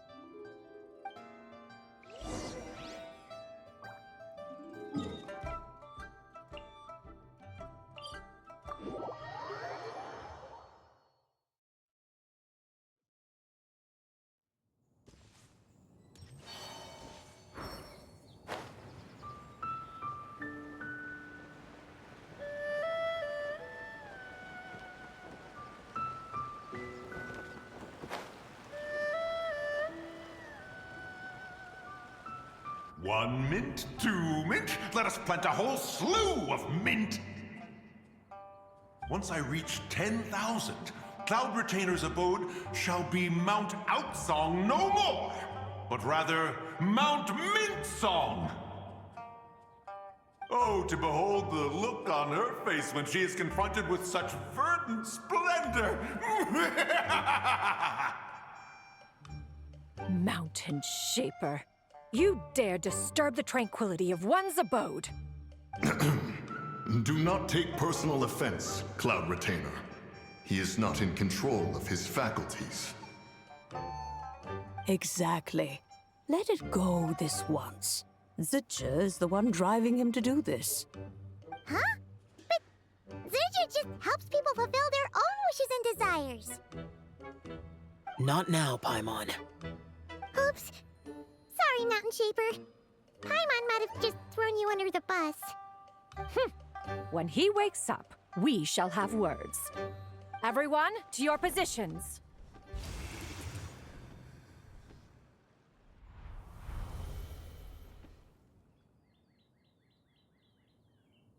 Be careful. A pest? I must catch it! Again! Oh, young one, it is you. Don't tell me. Cloud Retainer sent you? Ha! Such brazen insolence. Such presumption. Such boundless avarice. That wretched adept's impudence knows no end. If she dares lay a finger on my garden, I shall smash her cuisine machine to pieces!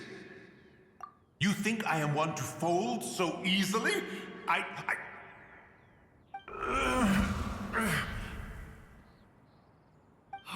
Insolent mortal! Time and again, you interfere in that which is beyond you. You make it exceedingly difficult to contain my rage. You have no conception of that which you seek. It is forbidden! You know nothing of my past. My warning was given. The cost entwined with this is beyond what you can bear.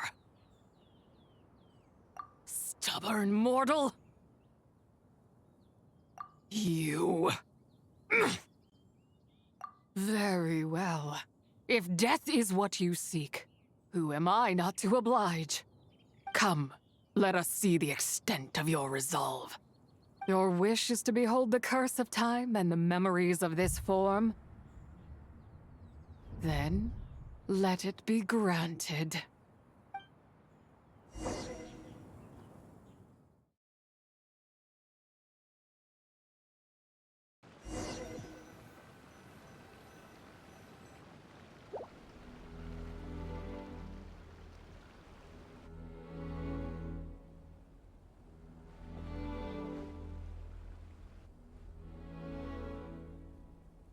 You who seek death, stand before me. My prison. I was merely a trace of impure energy within Zabai's immortal body. When her soul was shattered, it should have been the end of me. But then, the one who governs time descended from on high and froze the moment of her death. And so, I remain in this world, unable to find release. A mortal who knows of her existence and would dare to speak her name. Who are you? Help. No, there is nothing we can do for each other. Her power, the one who governs time, it has surrounded me ever since. A blessing and a prison, all at once. No, I have been asleep in this prison for countless years, until a familiar presence woke me. Then, through that mortal girl's eyes, I saw it. As pure and bright as ever, unchanged across the millennia. It was the moon. That place is called Chiwang Terrace. Did later generations rebuild the altar in a new location? It looks just like the one used to honor Zabai.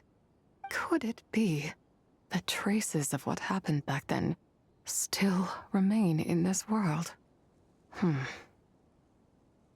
That memory is embedded deep within the essence of Zabai's soul.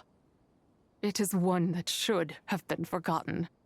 Yet, it is precisely that which haunts my every waking moment, fuels my rage, and denies me a modicum of peace. Now you, a mere mortal, come to seek that which is forbidden. So, let us see whether the fire that fuels your ambition is a hero's wisdom, or a fool's courage. I shall relinquish control over this body's curse, and let it devour everything within sight. Run as fast as you can, lest this prison become your grave. Look, it draws near. The river of time, come to sweep all into oblivion. A torrent of tears for the dead and departed. I shall wait for you at the end, mortal. Evade being swept up in its waters, and I will show you everything.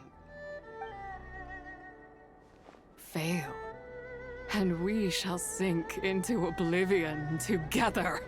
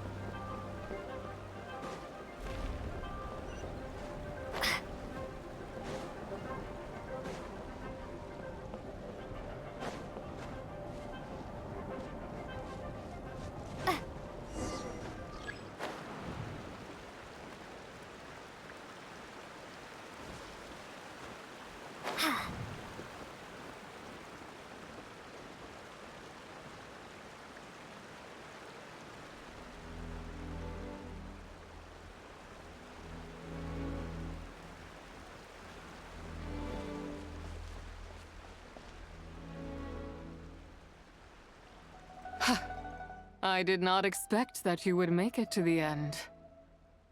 Yes, it would seem even time cannot hold you back.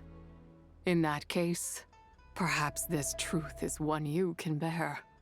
Come, let your wish be granted.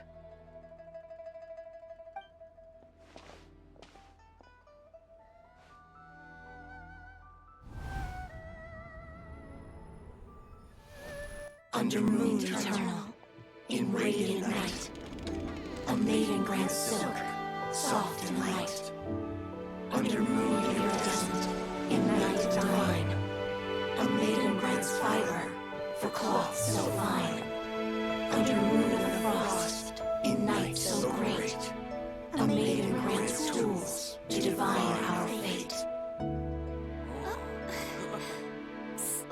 What are Mom and Dad doing? Shh, just make a wish. The kind Adeptus on the moon is listening.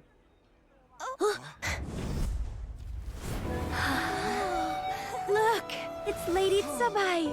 Wow, Lady Tsubai? Is she powerful? Of course. She taught us how to grow grain and beans, millet and rice, how to peel hemp and reel silk, spin thread and weave cloth, how to cut stone and build houses, cast bronze and forge tools. According to Mom and Dad, the Adeptus Tsubai is the god of soil and grain, who blesses our land and its crops. Huh? Lady Tsubai's leaving. It's all right. We just have to wait till next year. She'll be back.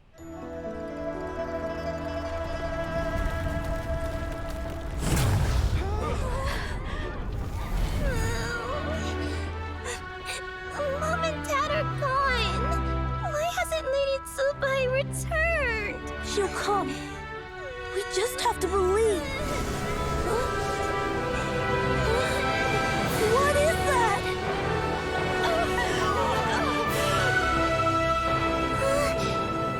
Lady Tsubai abandoned us. All places tainted by the abyss need to be purified. That includes Long Gone. And what of its people? You know what will happen. You are but an emissary to the mortal realm. This is Heaven's will. There is no need for guilt, and no place for hope. I wouldn't dare. But the people of Langan honor me, worship me, pray to me. If I do not answer, the guilt will be too much to bear. And if you do, you will meet the same end. Then as their god, I shall die among them.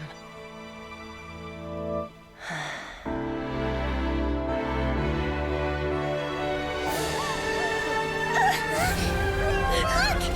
Lady Tsubai came to save us! I knew she wouldn't abandon us! Run!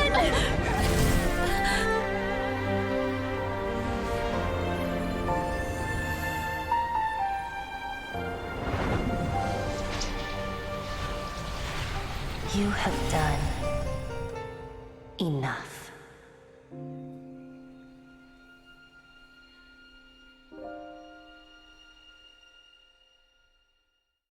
Now you know the truth. These are the memories that suffocate me where I stand and crush me under their weight. Not just my nation, but the people I loved. Were it within my power, I would ignite a blaze fierce enough to burn a hole through the heavens themselves. It was a time of war, one that ravaged heaven and earth. Remnants of the battles tainted with cursed power fell from on high and devastated Langan. The heavens decreed that the tainted filth had to be cleansed. No matter the cost, if I just had more time, I could have helped more people to escape. But it wasn't enough. I just needed a bit more, and they all could have survived.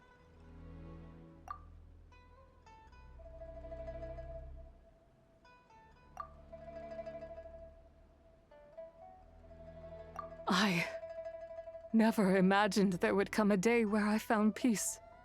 So long this rage has been within me. Yet here in this moment, it has stilled at last. Thank you. If you wish to bring Tsubai back to life, mortal, then you may take the part of her soul that lives in me. Just remember, from this moment onward, the fate of Langan's fallen rests on your shoulders, and that cannot now be changed. As I said before, I am but a remnant of Tsubai's adeptal form, a manifestation of her wrath that was not meant to linger in this world. By taking away this fragment of her soul, you take away my shackles as well. So, let it be done. Ah, it's your turn to grant one of my wishes, is it? Very well. In regard to my fate, and that of Langan's fallen, I know there is little I can demand of you. However, should another raise a war banner against the heavens someday, let my name be set upon its cloth. I ask for this, and nothing more. Now, take what you came for. I was a lone moon, shrouded and dimmed in cloud-veiled night. Now darkness breaks, free and unburdened. I reclaim my light.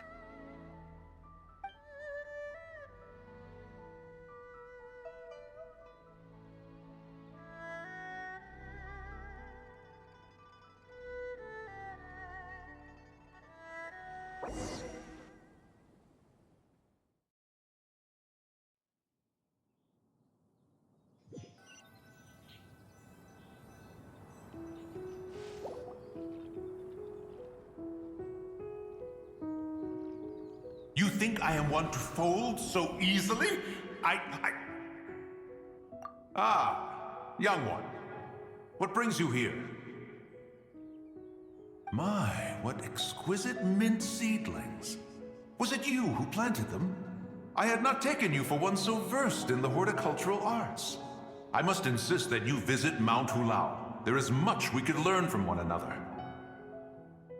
Ah, but this is Cloud Retainer's abode. She does not appreciate the verdant wonder that is mint. We should leave at once. If she sees us here, there is little I can do to protect you. You weren't? Was it Mooncarver then? My, what nerve he has. What? Looks like Mountain Shaper is back to normal. Has the matter with Zizhi been resolved then? Wow, that was fast. That took, what, like a second? A second to us, perhaps. But for the Traveler, I imagine it felt much longer than that. One's plan was most successful then. And you're all right, Traveler. You don't feel strange in any way? Well, sounds like good news all around. I'm glad this matter is resolved. What is this matter you speak of? The possession of that mortal child? The matter of Zizhi may have been resolved, but there is another that is far from over. The mint you planted around my abode. Perhaps you have a moment to spare for a little chat, Mountain Shaper.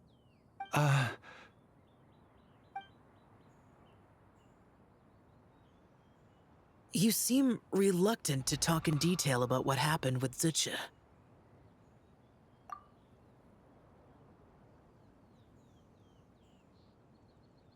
Don't worry. I won't ask you to reveal her secrets to me. And I doubt the other Adepti will either. Huh? You don't want to know what happened?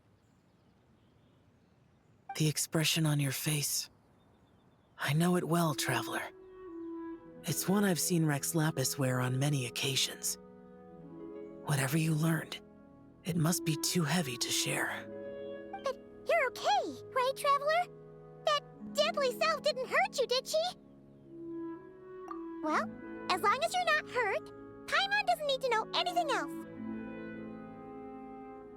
Even so, I hope you feel like you can entrust me with it. If I learned anything from our time together, it's that one should not have to shoulder such a weight alone. Not to mention that certain knowledge brings danger in its wake. I would never want you to feel forced to be the sole keeper of such secrets. Yeah. Kind of like how one person can't finish a whole slime, you know? Better to grab a bunch of friends and eat it all together. Exactly! Wait, no! Paimon's just saying we've got loads of friends who'll be more than willing to lend an ear.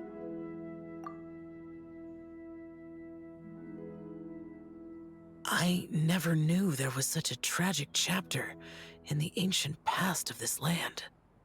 So, the people of that nation worship the White Horse Adeptus as the god of soil and grain. It would seem, then, that Rex Lapis had a similar reason for withholding the details of his recent trip. I've often wondered if he had companions to stand by him before we met. Or if he was forced to face things alone. Regardless, Lantern Rite takes place in 2 days. Let's meet back up again there. If there's no news of Rex Lapis by then, we'll have to come up with a plan. Fingers crossed it all goes well.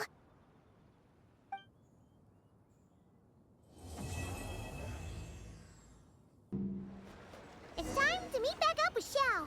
Let's head to Mount Outsong.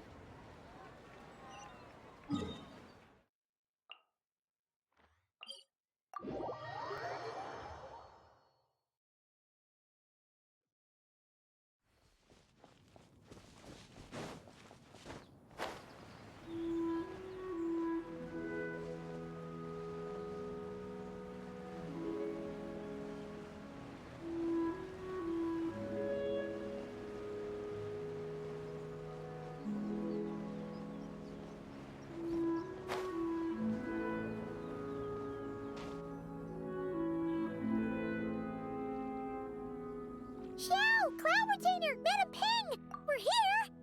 Any news on Zhongli? Wait, are we missing 2 Adepti? Well, Shenyun banned Mountain Shaper from Mount Outsong for 3 days. Oh, then what about Mooncarver? The scheme to plant mint in one's abode was one those 2 fools devised together? And when it comes to punishment, one does not discriminate. His banishment ends in 3 days as well. Wow, that's pretty harsh, Cloud Retainer. Let's get down to business. We have news of Rex Lapis. Huh? Isn't that... Yes, Rex Lapis's geopillar. It descended from on high this morning. He must have sent it for a reason, but it does not respond to our touch. So, what does it mean? Is he in trouble? Not necessarily. It could be a message only a specific person is meant to receive. Traveler, you alone spoke to Rex Lapis before he left. Oh, so he must be for the Traveler. Give it a try.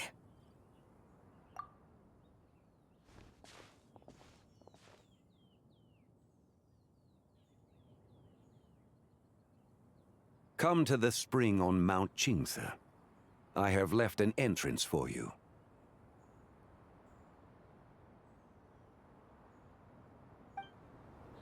Well? Just as one surmised, it seems that Rex Lapis will not countenance our involvement in this matter. That would not surprise me in the slightest. He's always had a soft spot for the Traveler, after all. But be that as it may, we have served Rex Lapis for millennia now. In other words, I'm sure this has nothing to do with favoritism. He's probably just trying to protect us. That's right. So you mustn't let your guard down, even if Rex Lapis is by your side. All right, let's get going. We'll try not to keep you all waiting.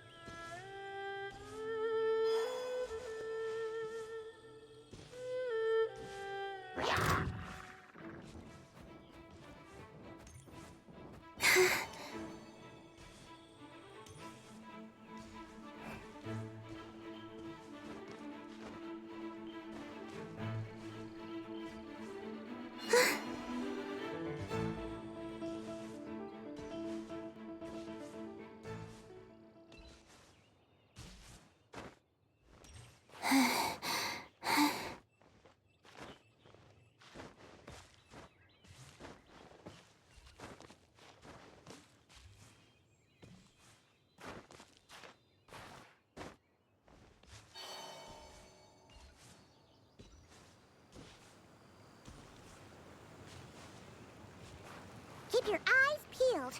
He should be around here somewhere.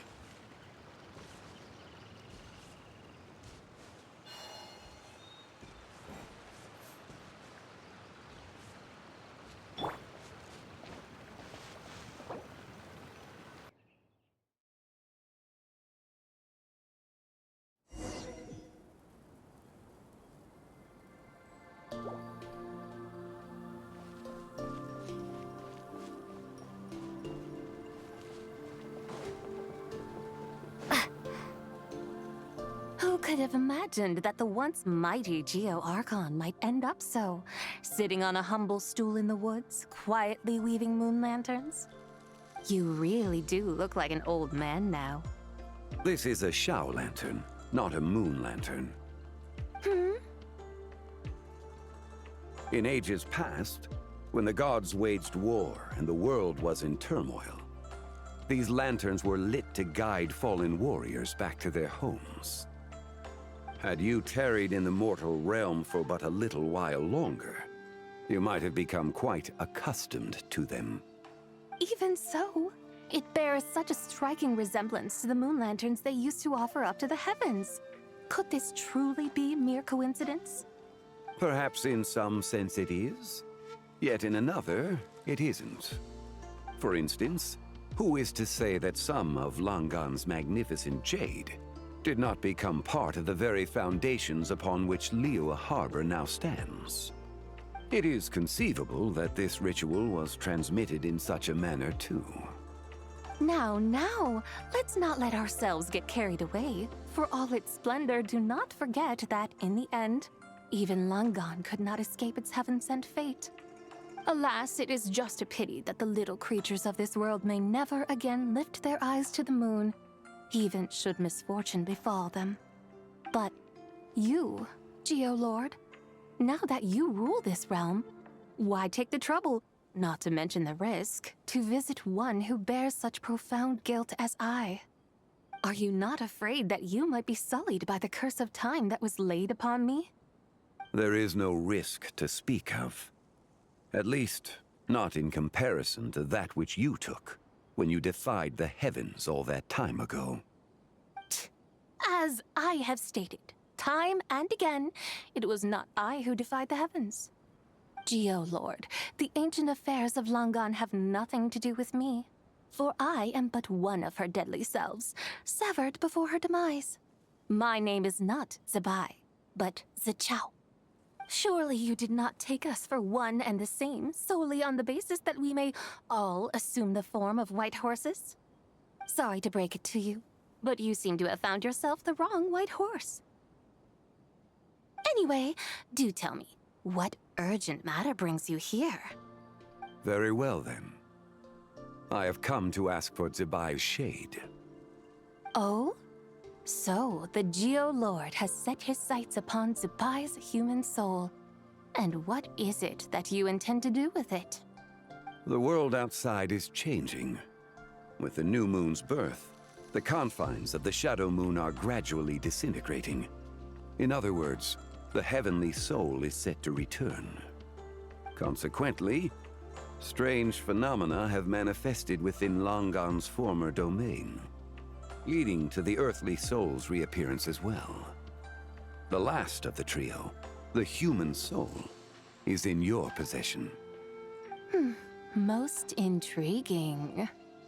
My intention is to gather all three together, so that an old friend may finally make her return.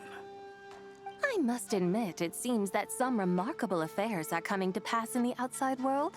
Yet there is one thing you seem to have overlooked, Lord of Geo. Back in the day, it was you that freed me from that painting. And afterwards, I took up arms in your name. Together, we first subdued Chenyu Vale, then brought peace to Mount Qingse. It was for this cause that the contract between us was made. But now that the debt has been repaid, what cause have you to expect my aid? Zebai and I have long been friends. Given not only that you were manifested from a corrupt desire within her divine form, but that you also possess a fragment of her soul, how can you purport to be the wrong white horse? I think you'll find that we are now as separate and distinct as any two beings ever were. What once shone with radiant purity has long become dust. What you see is no longer what it was.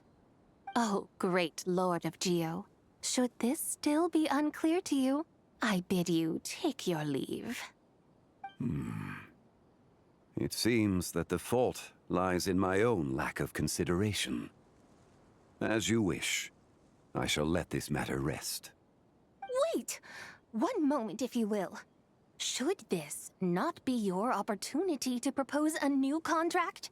The part where you make me an offer I simply couldn't refuse? Even those puny mortals know how to haggle when striking their bargains. Should you, the famed god of contracts, not likewise strive for success through negotiation? Come now, enough with the posturing. It's time to name your price. Very well. I had, in truth, prepared a new contract for your consideration. I knew you would not come before me unprepared. Yet, you should know that I want for nothing, for I live in the mountains, carefree and untroubled. Occasionally, I even find sport in teasing the mortals who stumble into my presence. Then why persist in telling them those ancient stories? I speak of what transpired before the sky collapsed and the earth sank into itself. That is merely my way of passing the time. And what of it? Would any believe, much less remember, the ramblings of a mountain hermit? Those tales have long since spread throughout the mortal realm. Who? Should my words prove insufficient, I invite you to see the world for yourself. To this end, I have found you a pair of trusty guides. The Lantern Rite is presently underway in Liyue, and should prove quite intriguing for you. So this, then, is the contract you have prepared for me? Indeed it is. Think of it as a contract for a one-day festive excursion. Surely you do not hope to offer this in exchange for Tsubai's shade. The foundation of my very existence for a little excursion seems a little steep, wouldn't you say? Why not see for yourself? You can always decide afterwards. The final determination, of course, shall rest with you. Is that so? Then perhaps this deal might not be entirely off the table after all. Where then are these guides of which you speak? Hey, it's Xiangli! Oh, we've been looking for you everywhere. We thought you might have gone missing. You're here. So these are my guides. Well, well. They certainly look the part, I'll give you that. Guides? Oh, you poor innocent little creatures. The benevolent Lord of Geo has sold you to me, which means that for the rest of this day, you belong to me. Sold us to you? Just what have you gotten us into, Xiangli? The situation is not quite as dire as that would sound. I ask only that you accompany my Adeptus friend on a tour of Liyue. I would suspect that depends on how well you entertain me. Entertain you? Let us start with this Liyue harbor of which I have heard so much.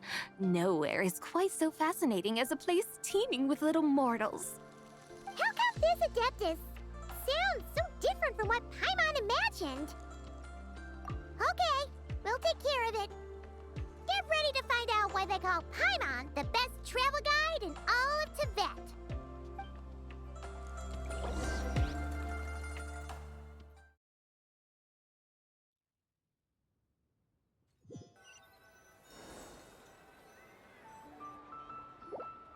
Look! We've arrived at Liyue Harbor. Not only is it Tibet's busiest port, it's also the beating heart of Liyue. So, dear Madam Adeptus, where would you like to go first? With humble fare and wine to sip, in comfort clothed and soul at ease, one eats, and all the heart's ills cease. So You're in luck, because Paimon's an expert when it comes to food. There are two main cooking styles in Liyue. Li cuisine, which is all about mountain delicacies, and Yue cuisine, which is centered on seafood. The most famous restaurants are Liuli Pavilion and Shinyue Kiosk.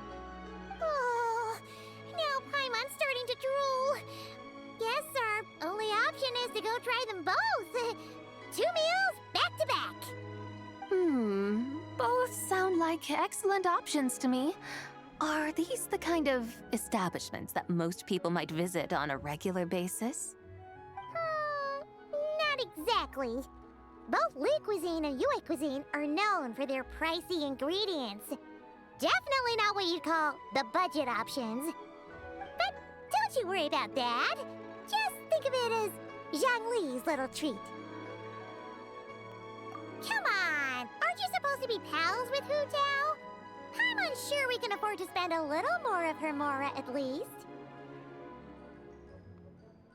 Hey! All Paimon wants is to provide our Adeptus with the best possible experience here. Don't you want that too? Both certainly sound like worthy choices.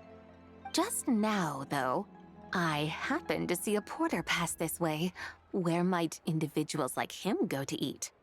A hungry porter, huh? Oh! Paimon knows just the place! Yep. Nothing fancy schmancy there. Just tasty dishes made with simple ingredients in a variety of different styles. Most importantly, it's great value for money, too. No wonder everyone loves it, huh? Oh, and the owner happens to be a good friend of ours, too. One mean restaurant. Yes, even the name itself feels lively and down to earth. All right, let's make it our first stop. Yippee! That's a great choice, too. Alrighty, let's head over there right away. Paimon can't wait to dig in! Wamin Restaurant, here we come!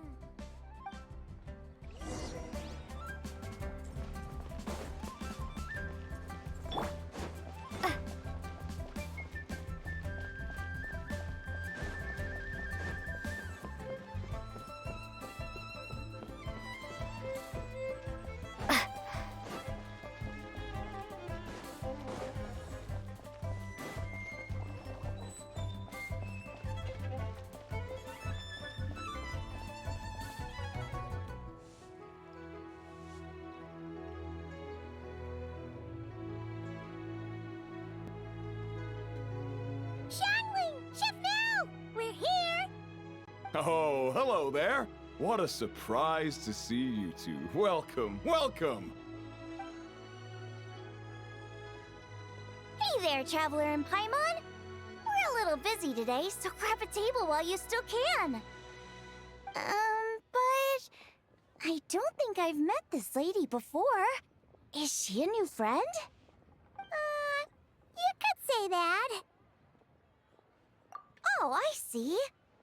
Well, hey there! A friend of the Traveler's a friend of mine, too. Don't worry, we'll take good care of you. Just order whatever you want, it's on the house. By the way, I'm Zhangling. I cook here at One Mean Restaurant. What's your name? Miss Zhangling, have you ever heard of the White Horse Adeptus? Of course! What about her? I am her, and she is me. Huh? You mean you're an Adeptus? Oh, you young'uns crack me up. Come on, Xiangling. You've got to keep up with the times. Haven't you heard of cosplay? It's like a role-playing game where you dress up as famous characters and pretend to be them. Seriously, it's all the rage, and it looks like this young lady is quite the expert. Your friends sure keep their fingers on the pulse, huh, Traveler? Wow, Dad. Didn't know you were so tuned in. But how come I haven't heard about it? You gotta listen to our customers. Didn't I tell you to spend less time chasing after wild vegetables and more time making friends? You're even more out of touch than I am. Hey, I like making friends too. Isn't that what I'm doing right now? Anyway, even if it is just a costume, is it alright if I still call you White Horse Adeptus? Of course it's all right, because that's exactly who I am. Okay, okay. I can see you're really committed to the role. How about I call you the real White Horse Adeptus instead? In that case, you can call Paimon the real Traveler. Yeah, right. You could have at least switched outfits. Puny mortals. Nevertheless, I suppose it might be amusing to indulge in your little charade for a while at least. All right, go grab yourselves a table. I'll come take your order in a bit.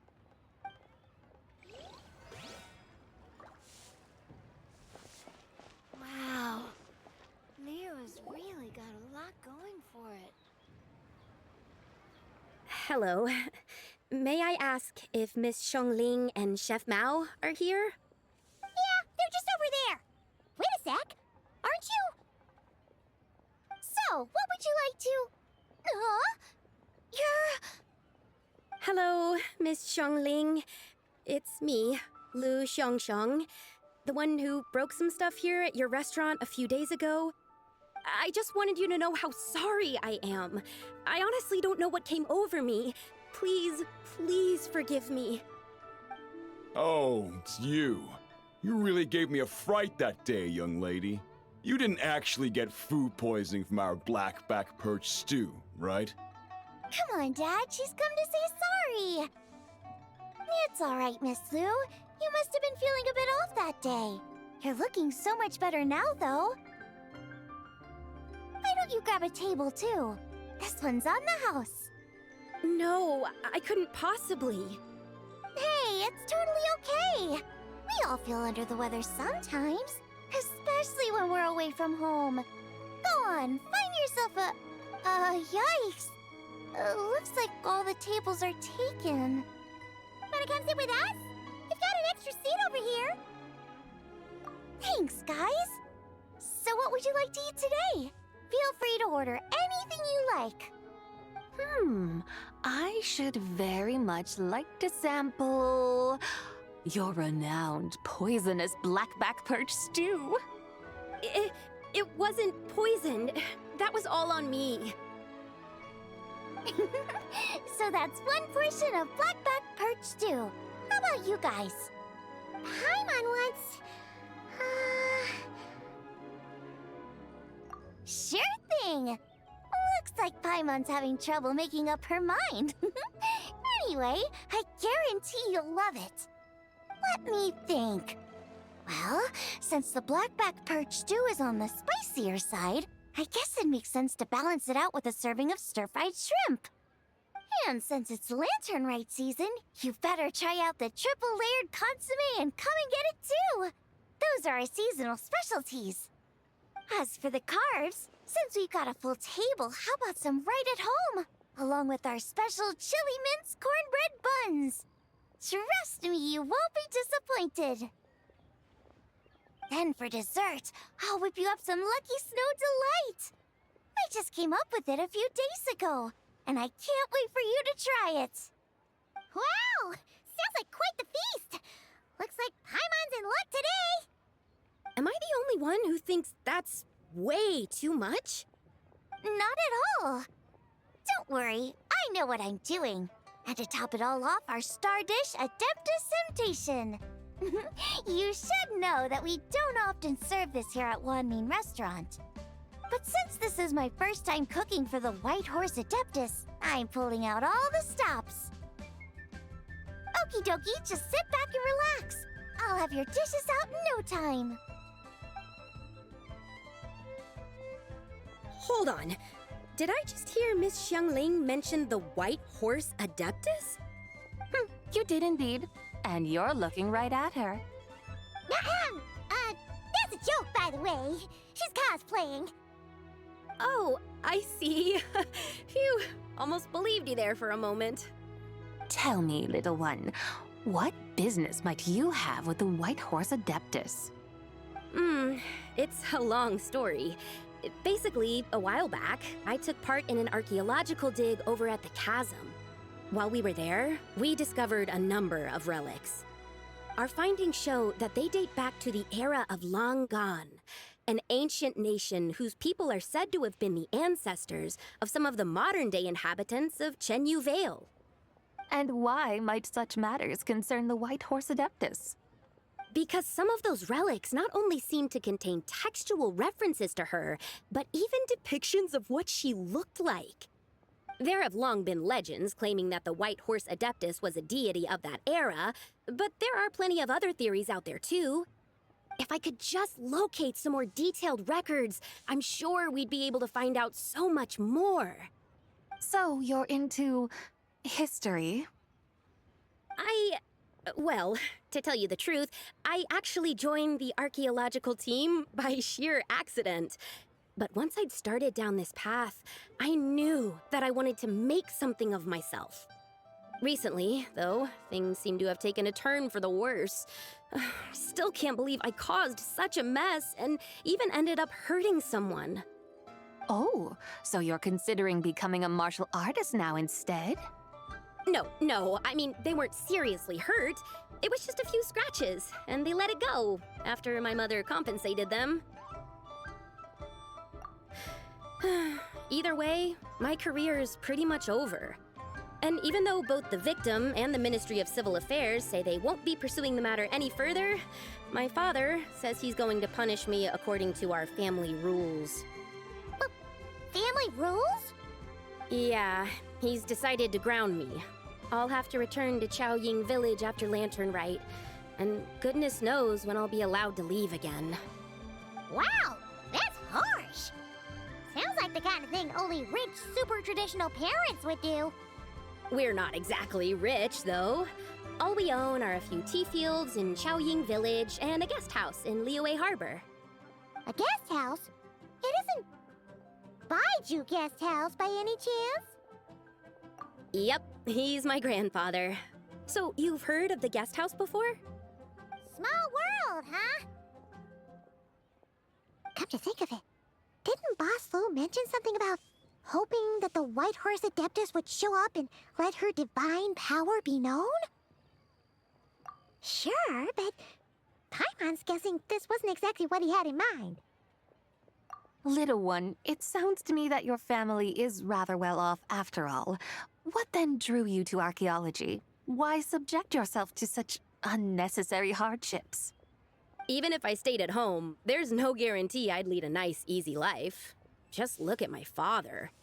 Recently, my grandfather put him in charge of the guest house, and he came up with a bunch of ideas right away, starting with changing its name. That didn't turn out well, though. My grandfather yelled at him for days, even calling him a bad son, and they still haven't let it go.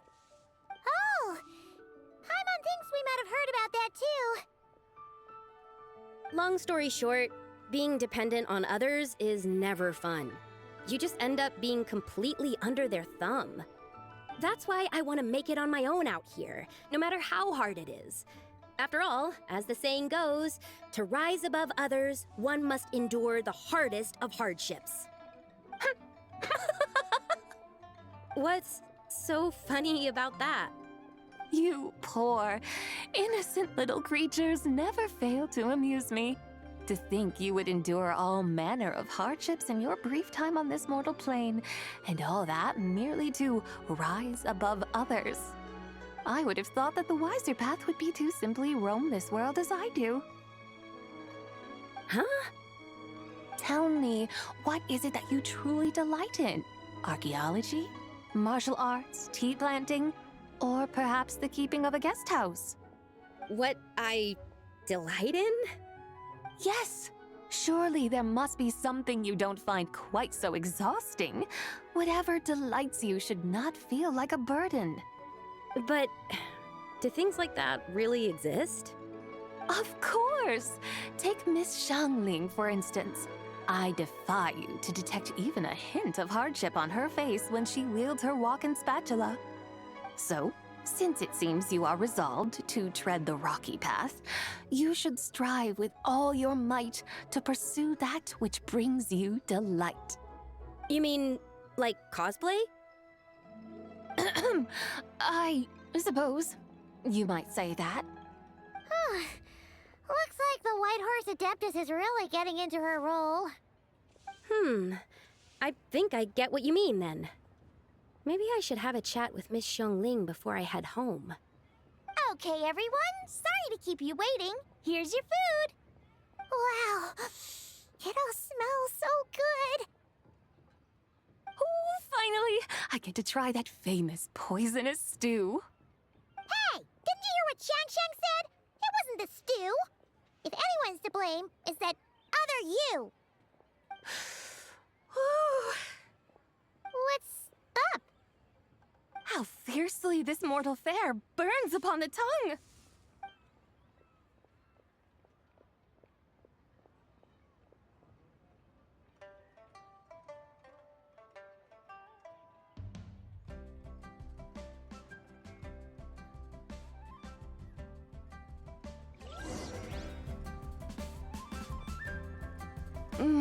Most satisfying as poisonous stews go. So, where to now?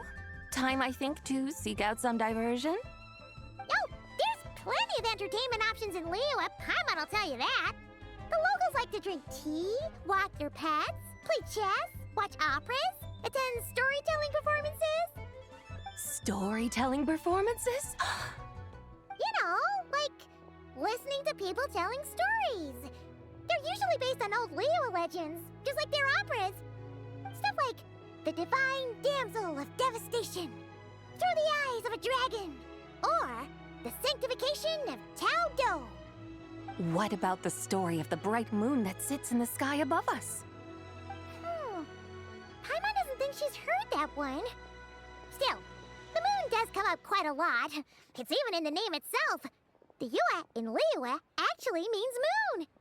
Since we're on the subject, you like telling stories yourself, right? Why don't we go check it out? In that case, I'll have to trouble the two of you to lead the way. Awesome! Let's go! Third round knockout, here we come!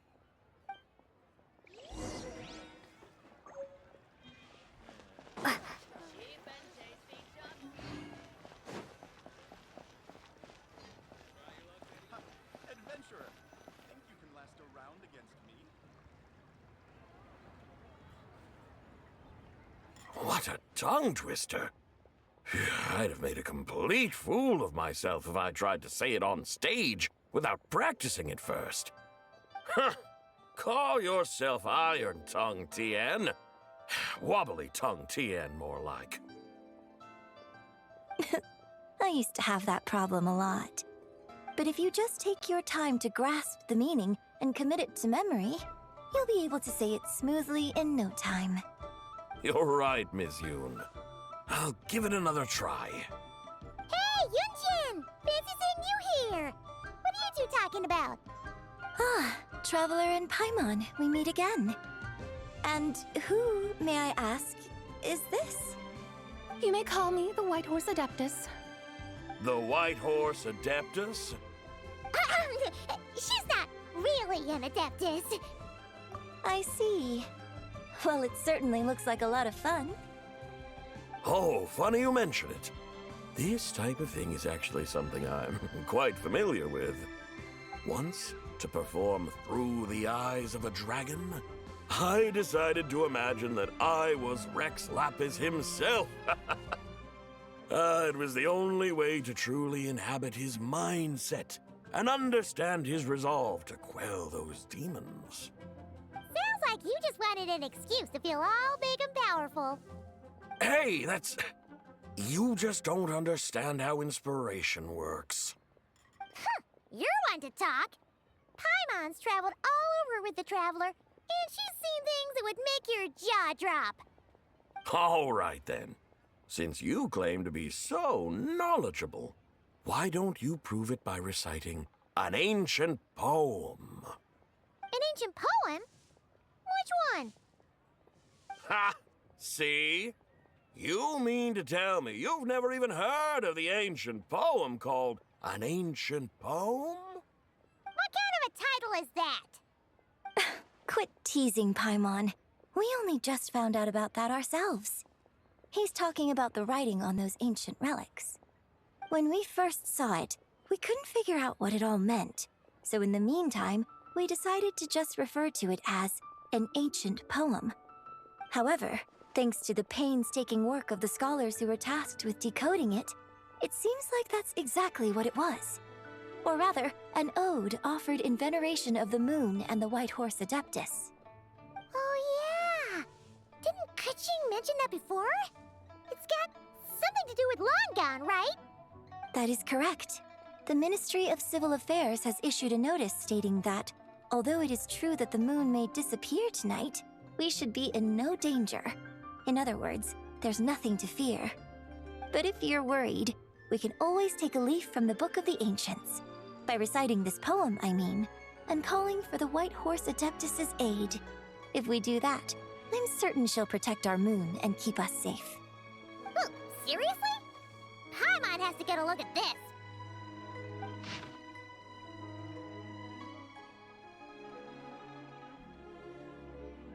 Under moon eternal, in radiant night, a maiden grants silk, soft and light?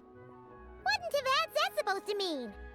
Under moon iridescent, in night divine, blah blah blah, something cloth so fine. Something about fields being plowed, something else about seeds being sown from the earth. Seriously? What is this? The fields are plowed, the seeds are sown, and from the earth, life is grown. Whoa! You did that without even looking! Bravo! Bravo! We have an expert in our midst. Looks like this young lady really does know her role inside out. If I didn't know any better, I'd have taken her for the real deal. That's because I am the real deal. That's the spirit. This is exactly the kind of mindset I was talking about. Behold, mortals, I am none other than the indomitable Rex Lapis himself. Kneel before my godly splendor. Believe me, young lady, I know exactly why you do it. Back in the day, I was just like you. I must say you are rather amusing as mortals go. Miss White Horse Adeptus, it is a great pleasure to make your acquaintance today. I have some questions regarding the poem, and I was wondering, perhaps, if you might be able to shed some light on it? You want me to explain the full meaning of its verses? Your guidance would be much appreciated. Fascinating. Tell me, do all the people of Liyue still express such reverence for the ancient ways? Well, it's true that we hold a deep fondness for our history, but it is hardly our only pursuit. One of my good friends, for instance, is even more devoted to the modern Fontanian art of rock and roll. Exactly! And don't forget, great practitioners of the role-playing arts walk among us too. People like me and you, young lady. Yes. So rather than placing too much emphasis on our reverence for the ancient ways, it might be better to say that here in Liyue, 100 passions bloom, each with a voice of its own. I see. Then, I suppose it wouldn't do any harm for me to enlighten you. In truth, it is but a simple poem of blessings. Its meaning is this. As the eternal moon rises in the night sky, a maiden adorned with lustrous jade descends upon the earth. She blesses the kudzu vines and mulberry leaves, so that they may be used to make coarse cloth that is nevertheless soft, light, and comfortable to wear. As the iridescent moon rises in the night sky, a maiden adorned with lustrous jade descends upon the earth. She blesses the kudzu vines and hemp, so that they may be used to make fine, luxurious cloth. As the frost moon rises in the night sky, a maiden adorned with lustrous jade descends upon the earth. She blesses the mugwort and Artemisia so that they may be perfect for divination. So she really did come down from the moon? She shows the people how to use the plow and spade to purge the land of weeds, till the soil, and heap up the earth to make it fertile. Then with the hoe, she teaches them to sow their grain, bestowing the promise of life upon every seed. She blesses the millet and the beans, ensuring that their stalks and vines stretch forth without end. She graces the wheat and the rice, so that their heavy heads are filled with plump, glistening grain. Sounds like she's a real pro at all this farming stuff. The fruits of the field are harvested and brewed into sacred wine for honored guests. This we reverently present to the Divine Maiden, with every ceremonial step flawlessly observed, so that she may witness the depth of our piety and respect. Oh, Divine Maiden, how can your graceful presence in the sky not seem like that of a fairy descending from the heavens? Oh, Divine Maiden, how does your pure and radiant form not resemble the guardian spirit of our land? I send my heart's desire, ascending to the heavens, beseeching you to grant us good fortune and blessings in the coming year. Huh? So, that's what it's supposed to mean? I find myself speechless, moved beyond the power of words to convey. Oh, young lady, you have shown me the heights to which a true role player might aspire. A truly remarkable performance. I did not anticipate that anyone could unravel this poem with such depth and clarity, and so soon after the Ministry of Civil Affairs noticed, too. I'd even begun to consider myself somewhat versed in the matter, but as they say, there's always someone more knowledgeable out there. Allow me to extend my thanks to you, Miss Whitehorse Adeptus. You are far too humble, young one. I must confess, it is I who have been surprised, not only by you, but also by this Liyue harbor of the present day. Ah, so you're not from Liyue. And what, may I ask, has surprised you about it? Oh, it's nothing really. Just some old memories scattered here and there. Very well, my guides. I suppose it is time we set forth on the next part of our excursion. I'd like to go see that wharf now. What say the two of you? No problem! We'll take you wherever you want. Oh, leaving so soon? Before you go, allow me to introduce myself. I am Yunjin, director of the Yunhan Opera Troupe. May I ask your name in return? My own name is scarcely worth mentioning, but since you asked, perhaps I'll tell you the title of that poem instead. Huh? So, it isn't actually called an ancient poem? Of course not. Its real title is Odes of Long Zabai. Odes of Long Zabai. All right then, until we meet again.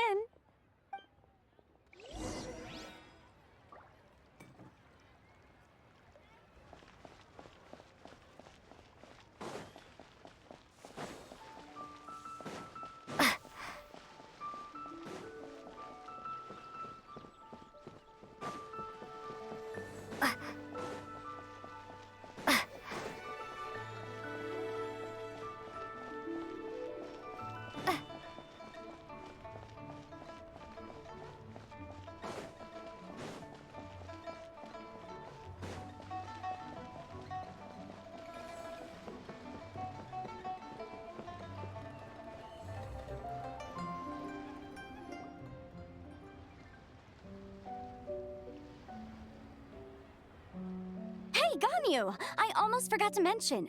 On my recent trip to Notcry, I came across something really fascinating in the Frost Moon Scion's library. I found records in their collection of another divine envoy living on the moon. A divine envoy on the moon? You don't think it could have been referring to the White Horse Adeptus too, do you? No way to say for sure, Still, the similarities between our legends are intriguing, to say the least. Isn't it amazing? Especially when you consider how far apart we are. It truly is. We might live in different lands, but when we look up at the night sky, we all see the same moon and stars. Right? It's like we're all bound together, no matter where we are. When you think of it like that, it's almost as if our friends from other nations will be right here celebrating with us. Isn't that a wonderful thought? No wonder you were so excited to go see the giant lantern when you first got back. Sounds like you're a real fan of the White Horse Adeptus, huh? I guess you could say that. Just a pity she's so elusive. Even Granny's never met her, you know?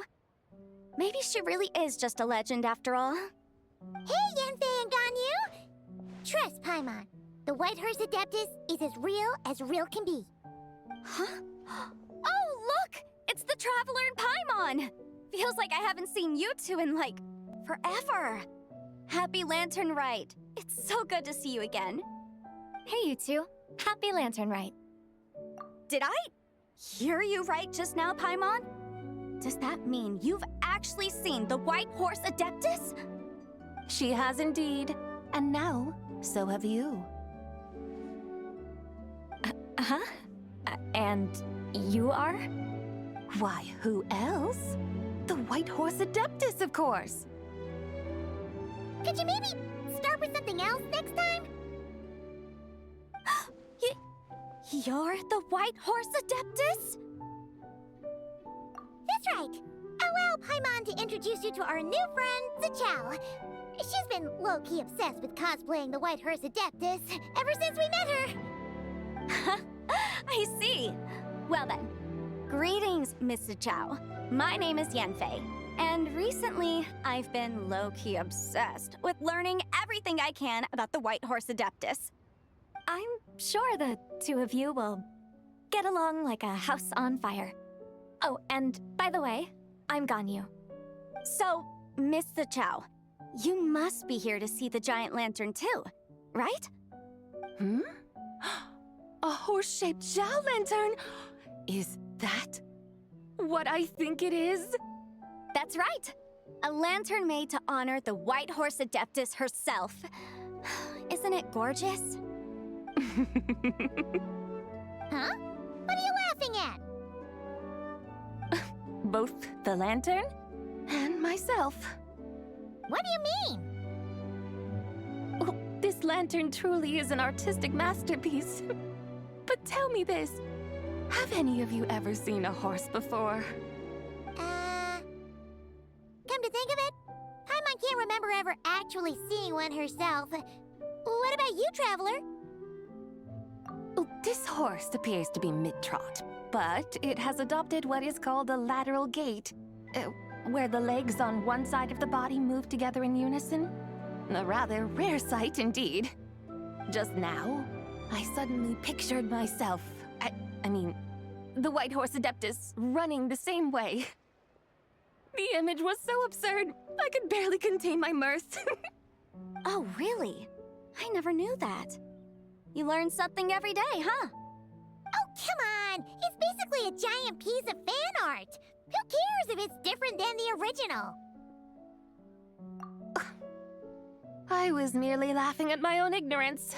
I came here thinking that the White Horse Adeptus's tale had been long forgotten. Yet here I am, gazing upon a lantern made in her honor. Well, you couldn't have been more mistaken. There are so many tales about the White Horse Adeptus, I'm starting to lose count. Just off the top of my head... Just so you know, Yanfei, we've heard it all like a million times before. Uh-huh. But there's one thing I can guarantee that you haven't. Huh? You mean like a new chapter of her stories come to light? Mm-hmm. And I heard it from Ganyu just yesterday. Hey, why don't you share it with the others? Sure, no problem. Where to begin? Do you guys still remember what Liyue's Moon Chase Festival is about? Of course! It's a festival held in honor of the Stove God! That's right. But it took a really long time for the Stove God Festival to become what it is today. In its earliest form, it was actually an adeptal ritual known as the Moonchase Rite. Paimon remembers Madame Ping mentioning that before, but she never explained exactly what it was. According to Cloud Retainer, the Moonchase Rite was originally a ritual meant for communicating with the moon. Communicating with the moon? But for what purpose? At first, Cloud Retainer wasn't entirely sure either, as it was always Rex Lapis who performed the ritual. Whoa! Rex Lapis did it himself? Must have been a really important ritual. That's right. Unfortunately, despite numerous attempts, they never actually received any response from the moon, which is why they eventually stopped performing it. But then, just yesterday, Kutching took a picture of the moon being obscured by a dark hole to Cloud Retainer and asked if it had anything to do with the Moonchase Rite. The moment Cloud Retainer saw it, it suddenly dawned on her that the rite might have been an attempt to reach the White Horse Adeptus all along. Does that mean Zhang Li's been trying to bring back the White Horse Adeptus all this time? So how about that? Bet you never thought there might even be a link between the White Horse Adeptus and the Moonchase Festival. If Kutching hadn't taken that picture to Cloud Retainer, we would never have known any of this. This is probably what Kutching was referring to that day when she mentioned there were some ideas she wanted to follow up on. So, Geo Archon. All this time, you've been striving to awaken her. Huh? What do you mean, awaken? Nothing. What I truly meant to say was, this new insight you've provided has been truly eye-opening. Oh, by the way, my trusty guides, I've been meaning to ask, where in Liyue Harbor might one enjoy an expensive scenic view? Huh? We're off to the next stop already? But Paimon's barely done digesting that lore bomb just now. All the more reason to find the right spot to let it sink in. Oh, so that's what you're up to. A tour of Liyue Harbor? In that case, if you're looking for a spot with a panoramic view, I'd recommend Yujing Terrace. That's a great idea. Since the terrace is on higher ground, the sea view from up there's so much better. Great! Well, the Lantern Rite's about to start, so we should get back to Granny's now. Hope to see you all at the festival tonight. Oh, you're off too? All right then. See you both soon. See you soon.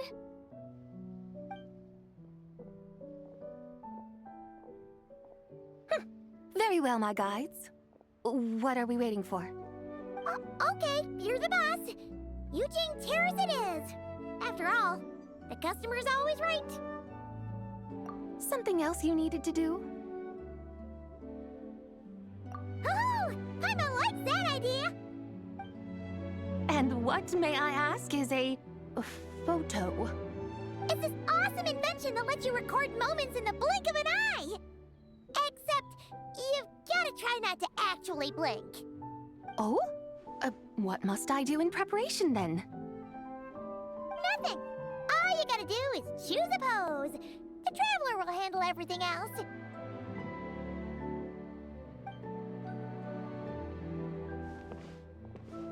Come on, let's give it a try. Look, we got a great picture. Paimon's gonna call it The White Horse Adeptus Meets the White Horse Adeptus in Liyue Harbor.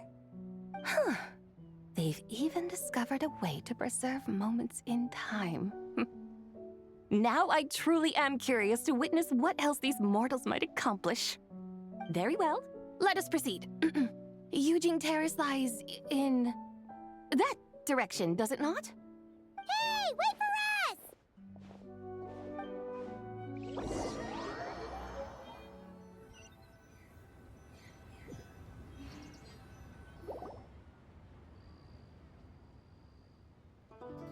Truly a marvelous view if ever there was one. It seems the charm of this Liyue Harbor is only heightened by the sun's dying light. start releasing their shell lanterns to mark the most important day of the year. Practically everyone will be with their friends and family, eating a big meal, chatting, and even setting off fireworks. Trust Paimon, it'll look even more amazing then. What do you say? Want to stay to see that? No need. Let us bring this weary day to a close. Weary day? You mean you didn't enjoy your tour? I had imagined you would arrange for me to witness some grand spectacle. Perhaps the descent of divine beings, the manifestation of the sacred before mortal eyes, or the appearance of a selfless hero come to aid the helpless and downtrodden.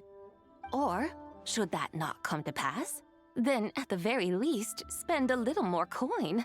For that, it seems, is how one finds true enjoyment. Alas, but there was none of these. Instead, we merely filled our bellies, listened to tales, and gazed upon a crude imitation of my likeness. And now the sun begins its descent. What a day of quiet tedium. Well, we're so sorry. If we'd known that was what you wanted, we'd have done it all differently. It's all that Zhang Li's fault for not making the customer's requirements clear. Well, it's too late now. Do you still believe I would part with that soul fragment, now so intertwined with my very being? But... I knew you were the more astute of the pair. Huh? You were just trying to scare Paimon? It seems the realm of the Geo-Archon has a way of making one more stony-faced. So, you were just pulling Paimon's leg? Of course. I was merely engaging in a little banter with the two of you. Long ago, I shared tales with various mortals who chanced upon my mountain abode. Never did I imagine that those stories would endure. It seems I greatly underestimated them. Perhaps, as your Geolord said, a few pieces of ancient Langan's magnificent jade have truly become part of the very foundation of this land. So, you've decided to help us? Again, that goes without saying. I made up my mind some time ago now. When I beheld a rather intriguing scene as I set foot in this city, I saw porters passing through the alleys, setting down heavy wooden crates from their weary shoulders, peddlers pushing carts as the kites and lanterns upon them rustled gently in the breeze. I saw cooks cooking, actors acting, scholars reading, soldiers marching, children playing, elders resting, officials officiating, and the common folk absorbed in this or that, reveling in the simple joys of life. Some, it seems, have already found that which stirs their hearts, while others continue to fret, troubled by uncertain futures. Yet, in this gentle and serene order, each holds fast to their anticipation, not only for the celebrations to come, but also for the first light of the morrow. Scenes I once yearned to behold now unfold before me, no longer in Langan, but in Liyue Harbor, thousands of years on. How wondrous is this mortal realm! Thank you, Whitehurst Adeptus! Thank you so much! Adeptus, Adepti, perhaps the singular art in which we are truly proficient is that of sequestering ourselves within the high mountains. But once we leave our mountain refuge, we find ourselves drawn back to mortal ways all the same. So, it is I who should offer my thanks to the two of you. Traveler, Paimon, you have made this day more delightful than any I've known in a long, long time. Come now, and take what it is you need. You mean, like, right now? But don't you think we should wait for Zhang Li? That won't be necessary. All things shall meet again in their time, for the waters know no rest, and the flowers their appointed season.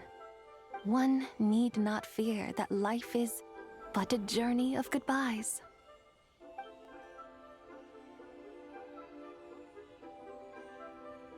Is she gone?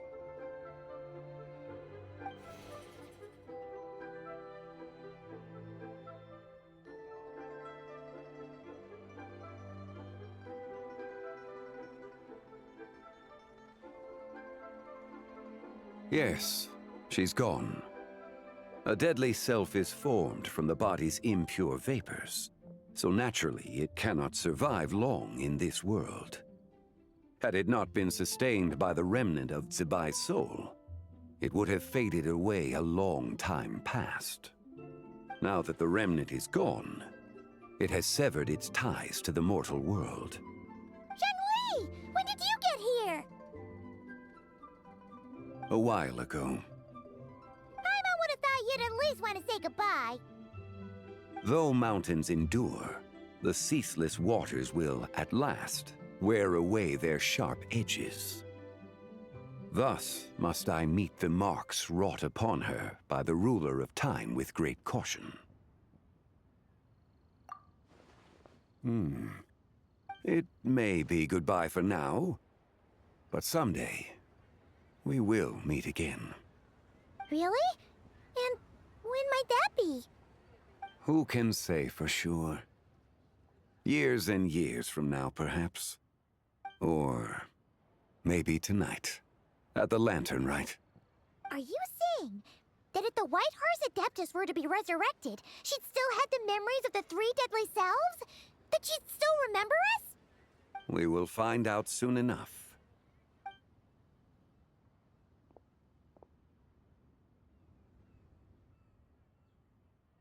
It is time. The rite is about to begin.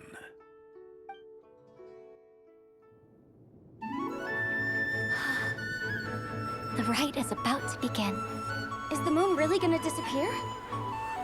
Got your lanterns ready, everyone? All set. Might be about time to put eyes to the sky. Wouldn't you say, Tianchuan? Look!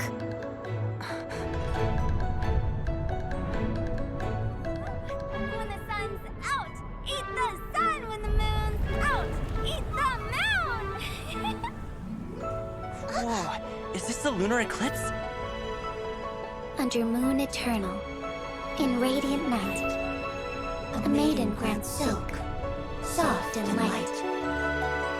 Under moon iridescent, in night divine, a maiden grants fiber for cloth so fine.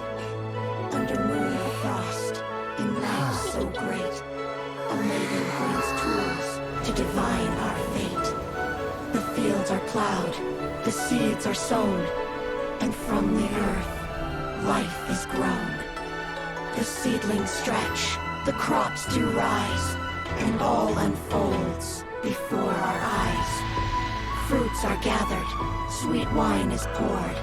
These gifts we offer to our Lord. Pure as heaven, so fair and bright, she shines as light in this dark night. And with her does this, wish take flight.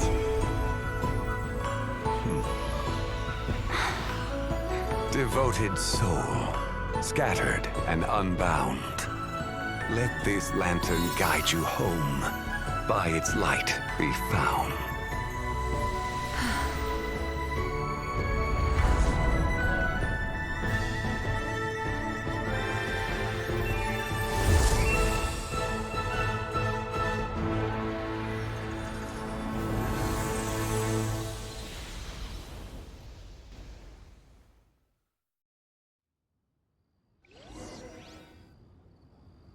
Did we do it? Do we finally get to meet the real White Horse Adeptus?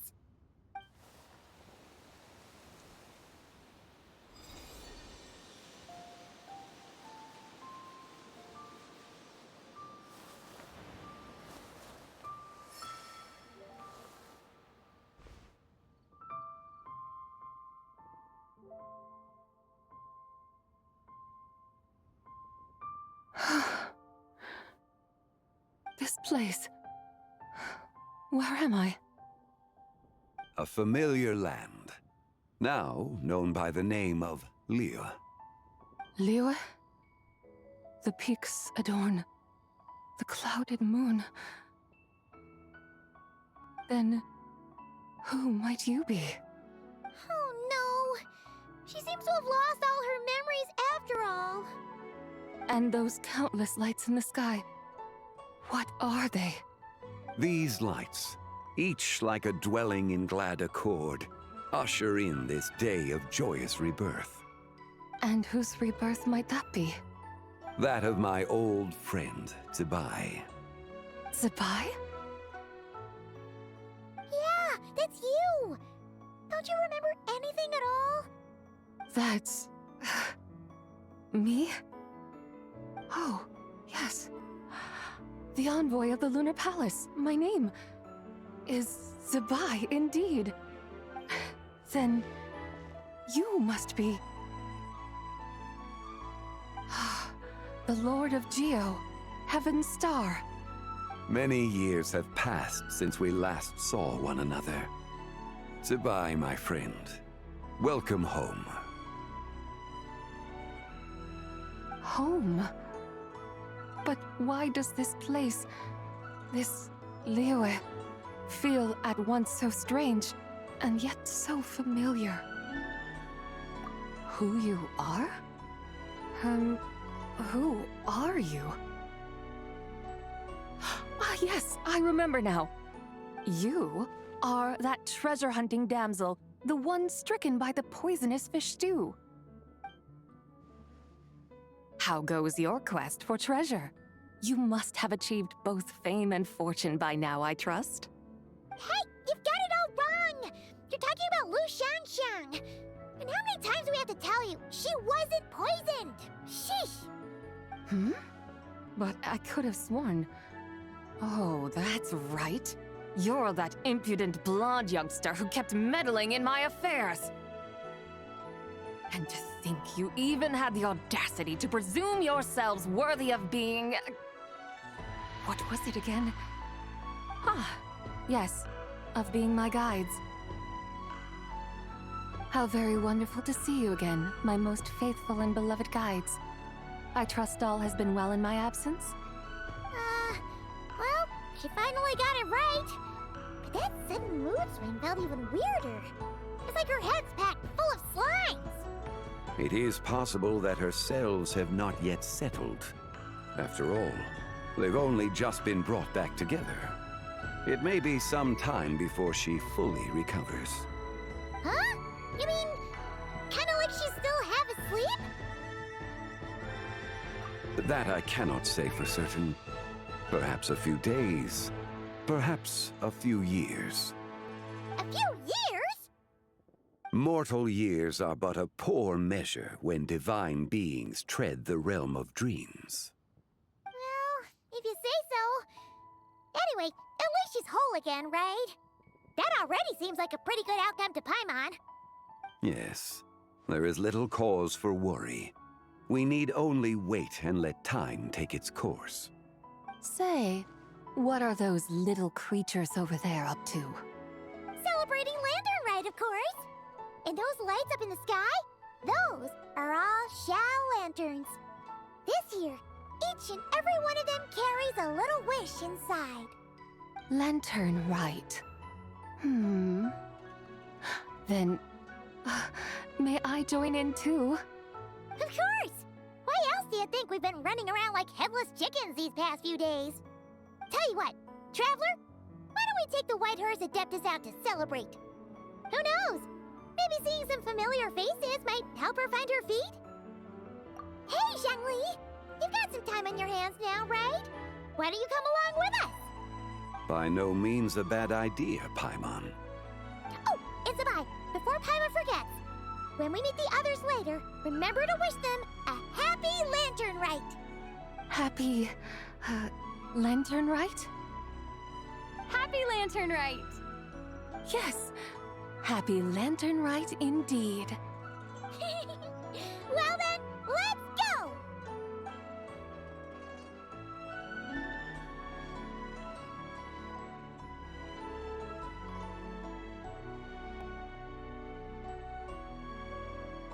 Lantern Rite.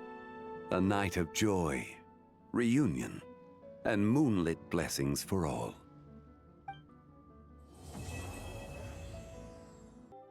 Paimon wonders how the White Horse Adeptus is getting along. Maybe we should check in on her? We can ask Zhangli where she is.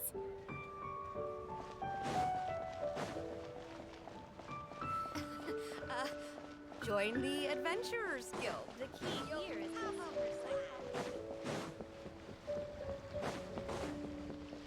Come on, come on!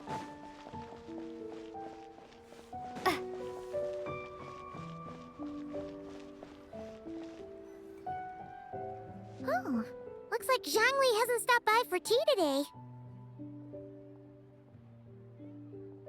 Hey, are you two looking for your friend? Try going up that way. Is Zhangli up that way? No, but that young lady who was dressed up as the White Horse Adeptus the other day is. She's your friend, right? I just saw her head toward Wanmin Restaurant. I was wondering why she was eating alone. But then you two showed up hot on her heels. Oh, what luck! We were just on our way to find her. But what's she doing at Wanmin Restaurant? I have no idea. I said hello, but she completely ignored me. She couldn't have forgotten who I am, right? I mean, we're kindred spirits, aren't we? Maybe she's still half asleep, but her brain might be a little fuzzy. Oh, that makes sense. I was wondering why her eyes were so red. Her eyes were red? Oh, that doesn't sound good. You young people, staying up all night because you think you're invincible. Look at your friend, missing out on sleep so she can pretend to be the White Horse Adeptus. That's where that leaves you, you know. A word to your friend from someone who's older and wiser. She really needs some rest. Paimon won't be so certain about the older and wiser part. Yeah, what was that? Hurry along, then. Oh, and don't forget to come back and check out my Rex Lapis cosplay when you're done.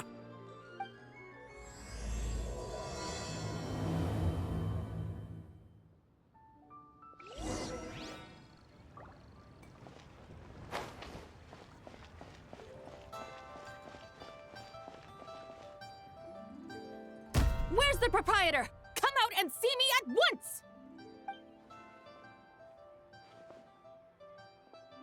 Xiangling and Chef Mao aren't here right now. What can I help you with? And who might you be? My name is Shenhe. I work here at Wanmin Restaurant. Shenhe. Shenhe. Are you that crane adeptus who loves planting mint? It's been a few days. Have you improved your gardening skills? Did you manage to cover the slopes with mint? Mint? I don't know anything about mint. But I am familiar with Qingshen and glaze lilies. Ha! Already casting mint from your mind. How can a practitioner of self-cultivation be so fickle, chasing after every new plant that catches their eye? I'm not sure I get what you mean. Are you delirious from hunger? Would you like something to eat? Shenhe! White Horse Zabai! So this is where everyone is! Traveler, Paimon. It's been a long time. Happy Lantern Rite. Is this customer a friend of yours? Don't mind her, Shenhe. She's just a little cranky because, she didn't sleep well last night and she's only just woken up. Look how red her eyes are. I see. In that case, Miss Zabai, I have a tonic here infused with Qingshen. It's cool and soothing when applied to the eyes. Would you like to try a few drops? Stop right there! Who are you two noisy children? Hey! Have you forgotten about us already? Guides. Yes, I seem to recall something about some guides. Ah, yes, now I remember. What luck! I was just looking for someone to show me the way to Elong Wharf. Huh. Is she starting to come around?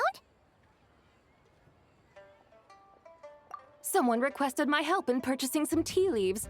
I was informed they have discounted prices during the festival and that I shall get a good deal there.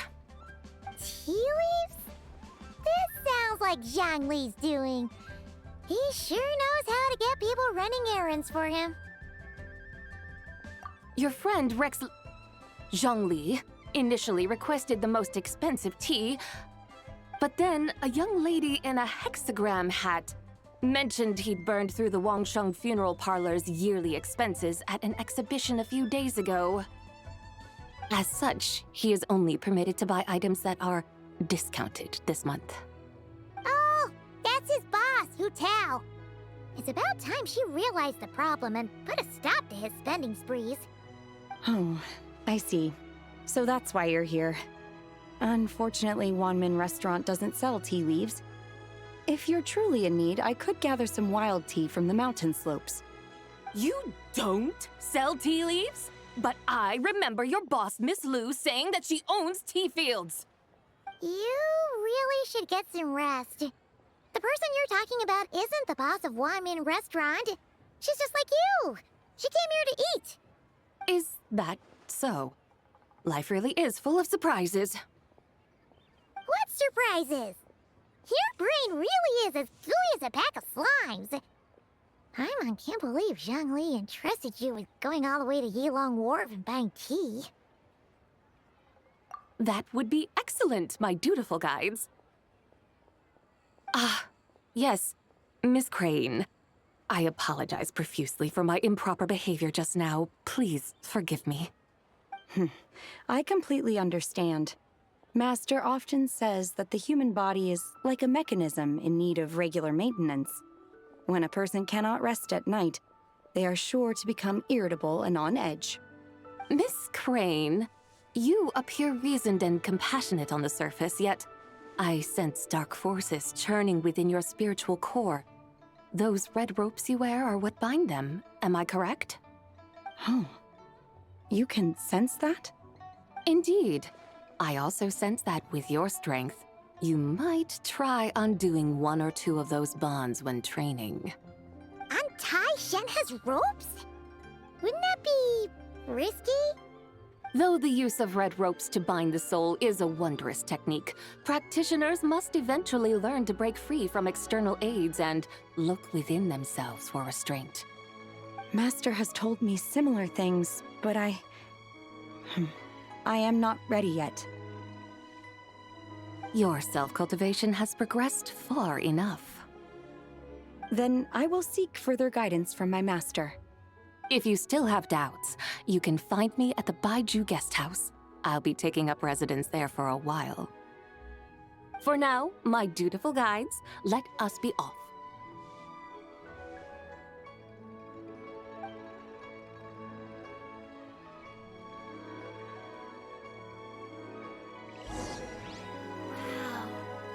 Leo's really got a lot going for him.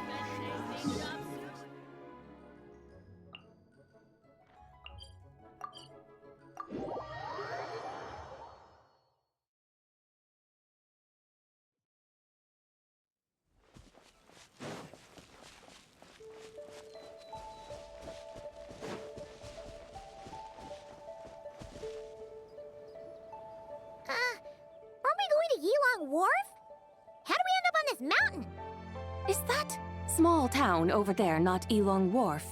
I sense a familiar scent wafting through the air. You're right! Except for the smell part. Paimon doesn't smell anything.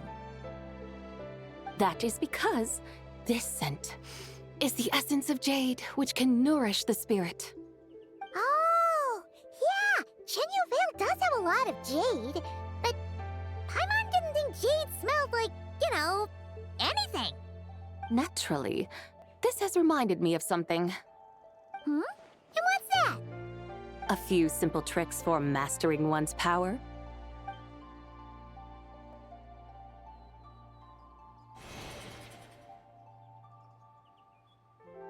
What is that thing? I'm sure you've been to Yilong Wharf many times before, but I wonder if you've done so while cruising through the air. You've been such dutiful, dedicated guides, so allow me to offer this fresh experience as recompense. Please step in.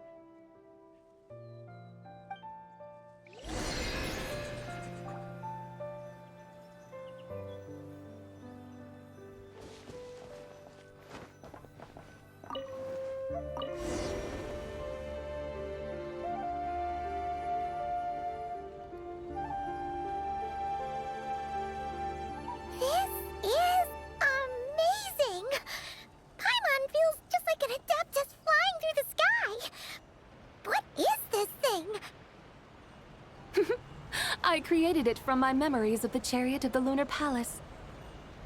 Many years have passed since I last laid eyes upon it, so there may be some discrepancies. Nonetheless, it is functionally much the same.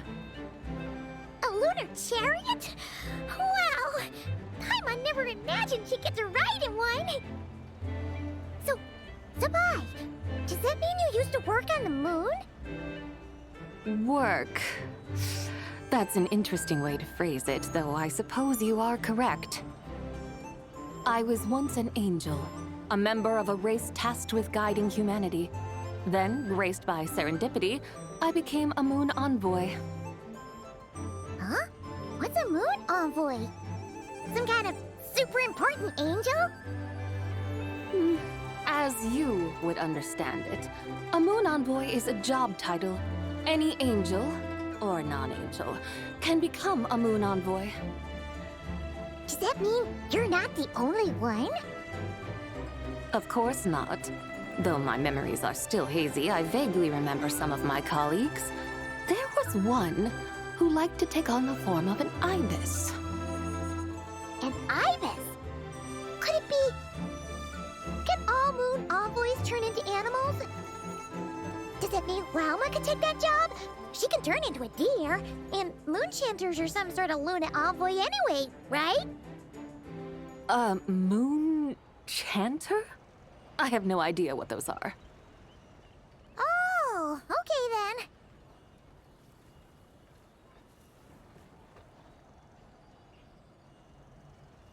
Look! Paimon thinks she saw a tea vendor over there!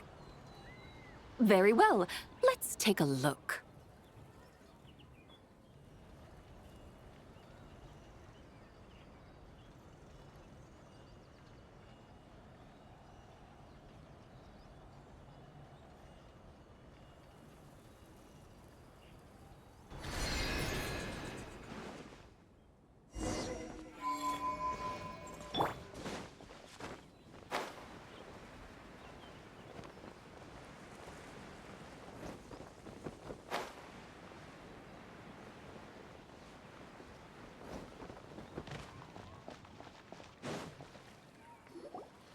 Welcome, please have a look around.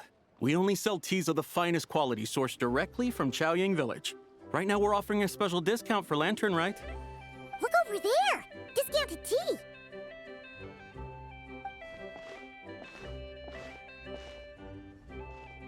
Dear customers, are you looking to purchase some tea leaves?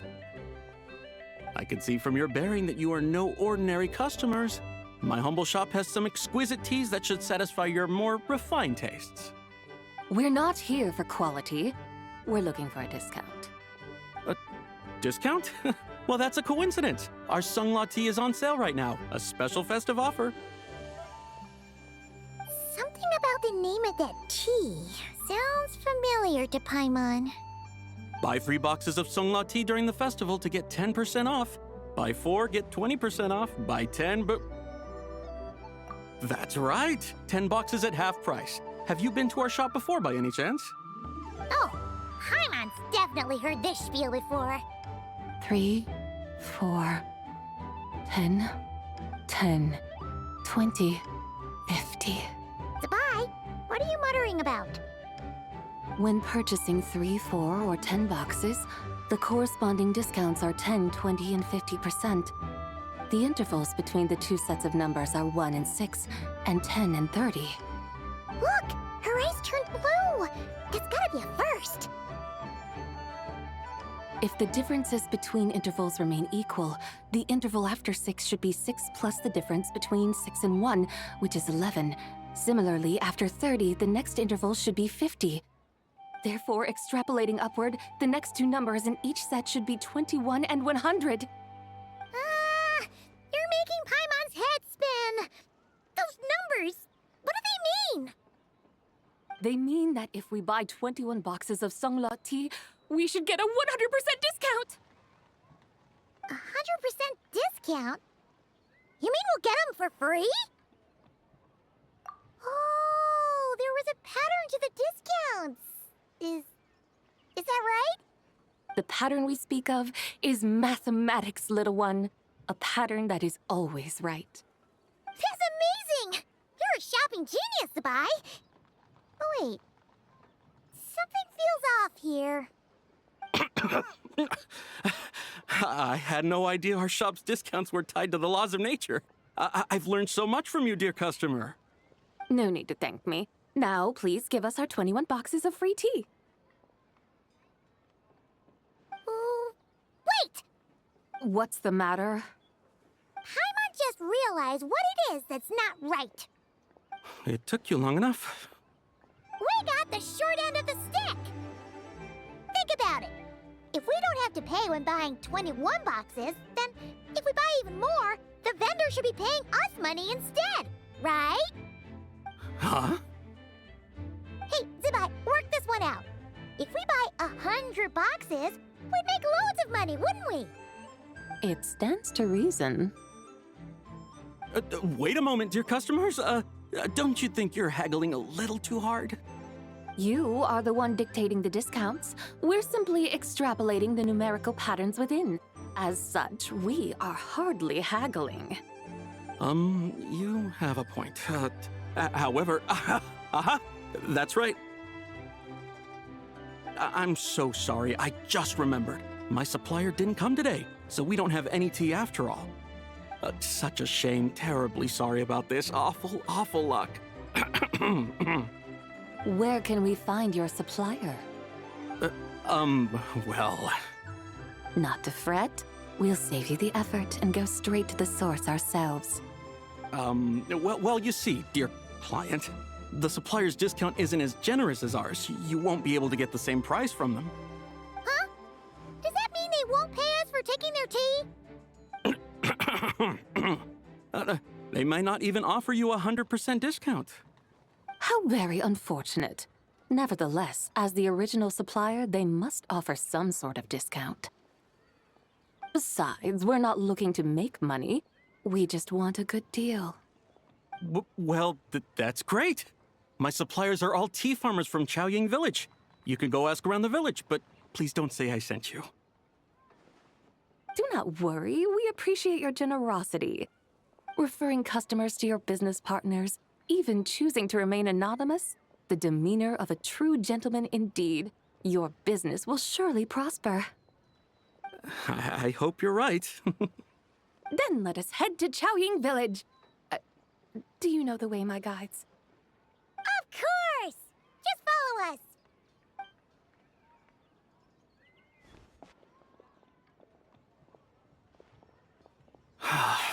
What otherworldly beings were those? Thank the heavens I managed to send them on their way. I should hurry home and pray to the White Horse Adeptus.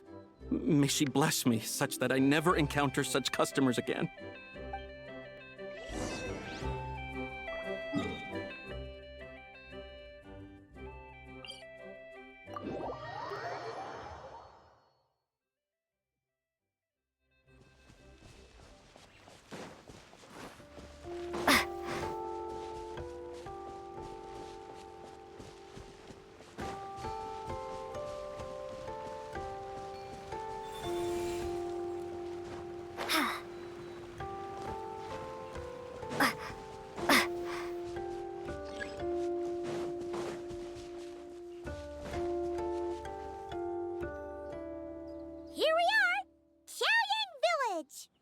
The mountains and waters are pristine.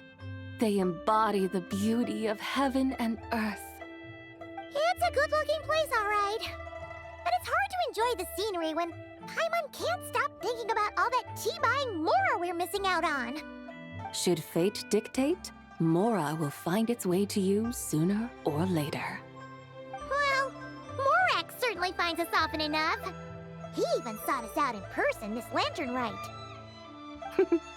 For now, let's look around and see if any tea farmers are selling their crop. We'll be able to see more clearly from up high. Let's take to the sky and enjoy the beautiful scenery while we're at it.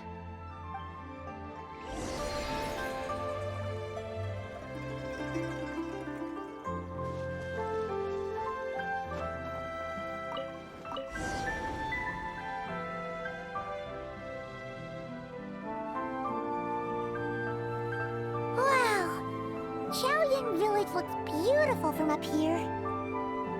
Indeed, the houses here are quite different from those in Liyue Harbor. They follow the natural contours of the mountains, forming unique, elegant structures. Yeah, it's super beautiful. The white walls and dark tiles frame the emerald waves of the terraced fields, while the curved eaves and tall gateways juxtapose each other with grace. It's almost too beautiful to be true. The crowing of roosters and barking of dogs, the calls of farmers working the fields, a vibrant pastoral chorus overflowing with earthly vitality. Yeah, it's incredibly beautiful, huh? Have you studied the linguistic arts by some chance? Huh? Your vocabulary for beauty seems rather constrained. Paimon knows how to say pretty as well. I see. Now then, let's take a look around and see if we can find any farmers selling tea.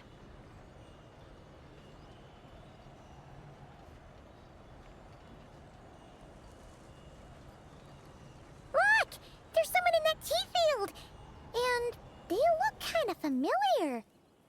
Wait, is that Lu Xiangxiang? And who is that? Oh, you'll remember her once you see her up close.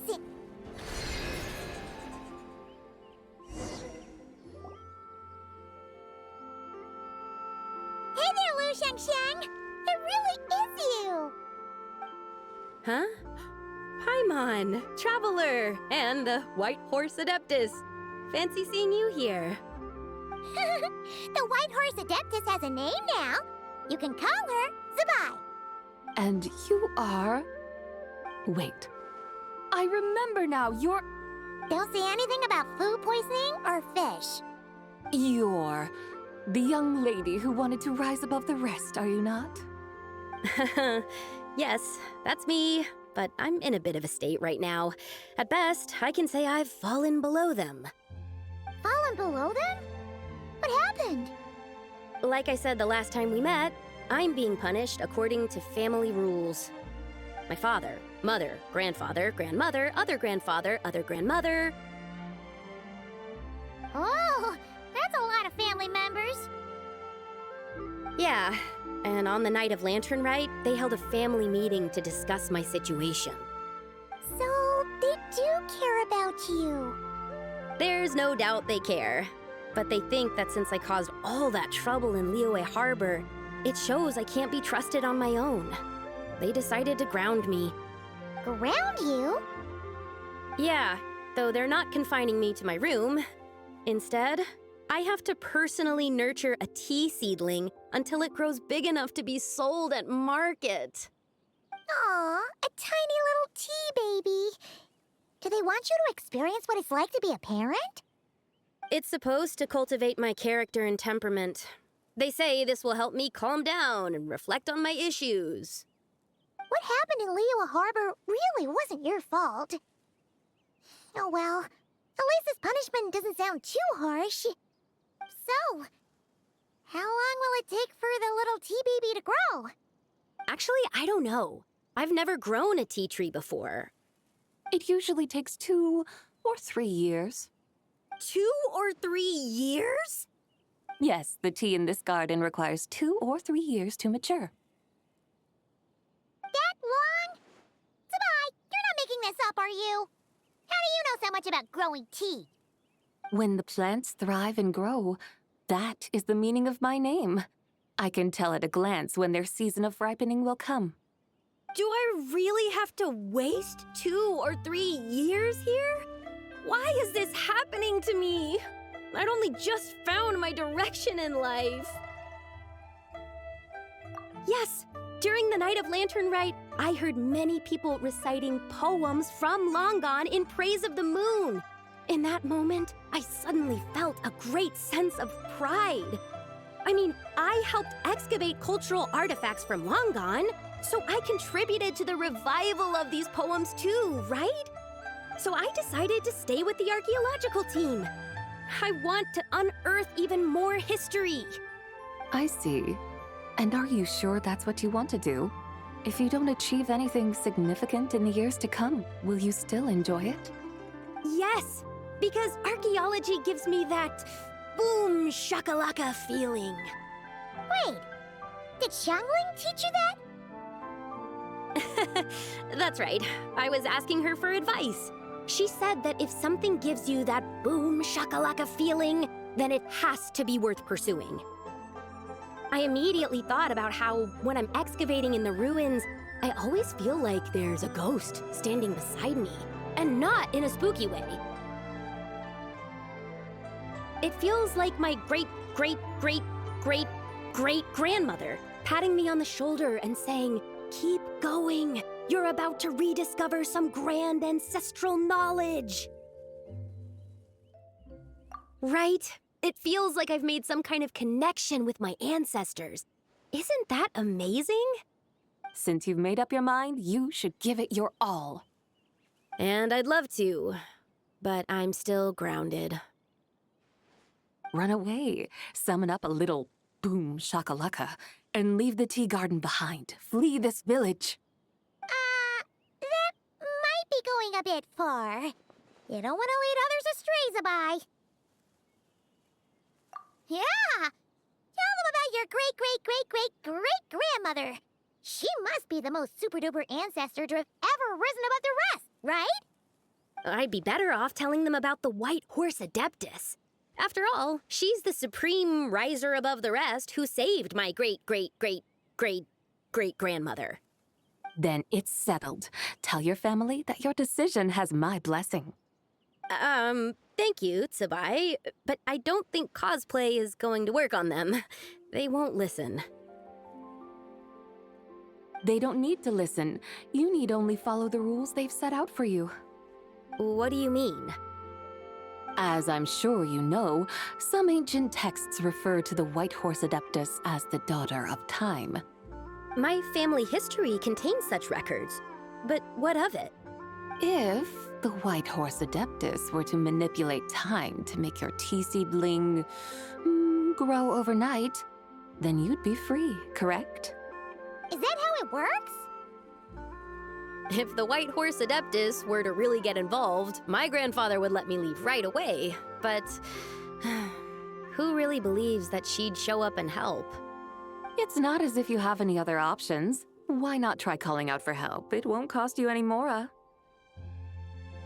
Guess I might as well. I've got no better ideas anyway. White Horse Adeptus, if you can hear me, please save me from my predicament.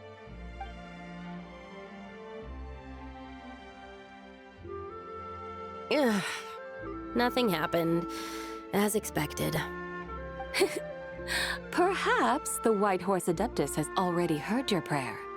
Why not come back here tomorrow and take a look? By then, the seedling you planted may well have grown into a thriving tea tree. Thank you, Tsubai, for trying to comfort me. I do feel better now, kinda. But can't you really do something like that? Oh, it's getting late. Why don't you all stay at my house tonight? My family may be strict with me, but they're always welcoming to guests. That sounds great! Let's get some sleep and then come back here tomorrow to see if our tea baby has grown.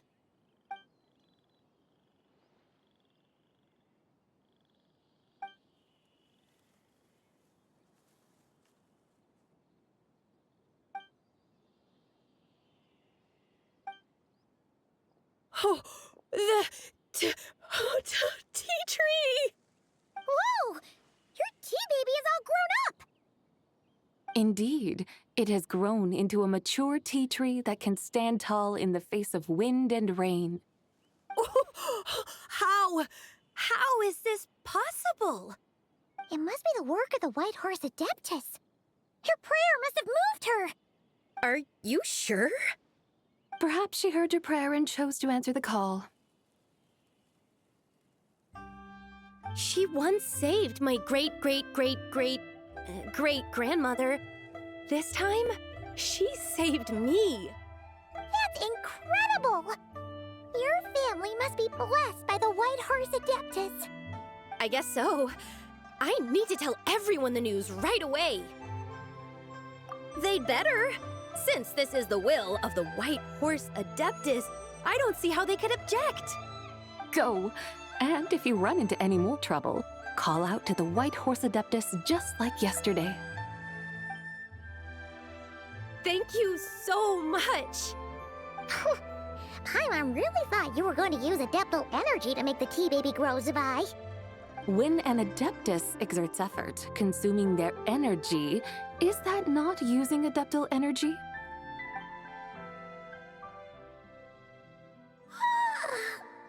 All right. What are we doing out here in the middle of the night? We're here to help Lu Xiangxiang fulfill her wish, of course.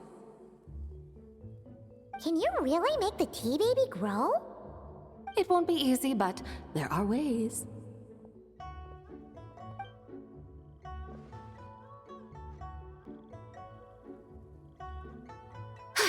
There, it's grown. Hey! You just transplanted a tea tree from over there! So, there's a mature tea tree here now, yes? Oh, yeah, but... And am I not the White Horse Adeptus? Well, yeah. Is this tea tree then not a manifestation of the White Horse Adeptus's will? You're... not wrong. But again, there's something not quite right about this. Maybe this will become another mystical Adepti tale recorded in their family history. That would be marvelous. Paimon thinks so too. Hey, Traveler! Sabai seems to be doing much better now, don't you think? Oh! Paimon bets that's why Zhongli chose to send her on this errand. That's a great idea! We've already shown her Liyue Harbor, Yulong Wharf, and Xiaoying Village. How about we head to Qingce Village next? Qingce. That name sounds familiar. The scenery there is really beautiful. Pretty, too. It's the perfect sightseeing spot. How about we show you around? I must say, I have been mightily impressed by the mountains and waters of Liyue. Please lead the way, my dutiful guides. All right, let's go!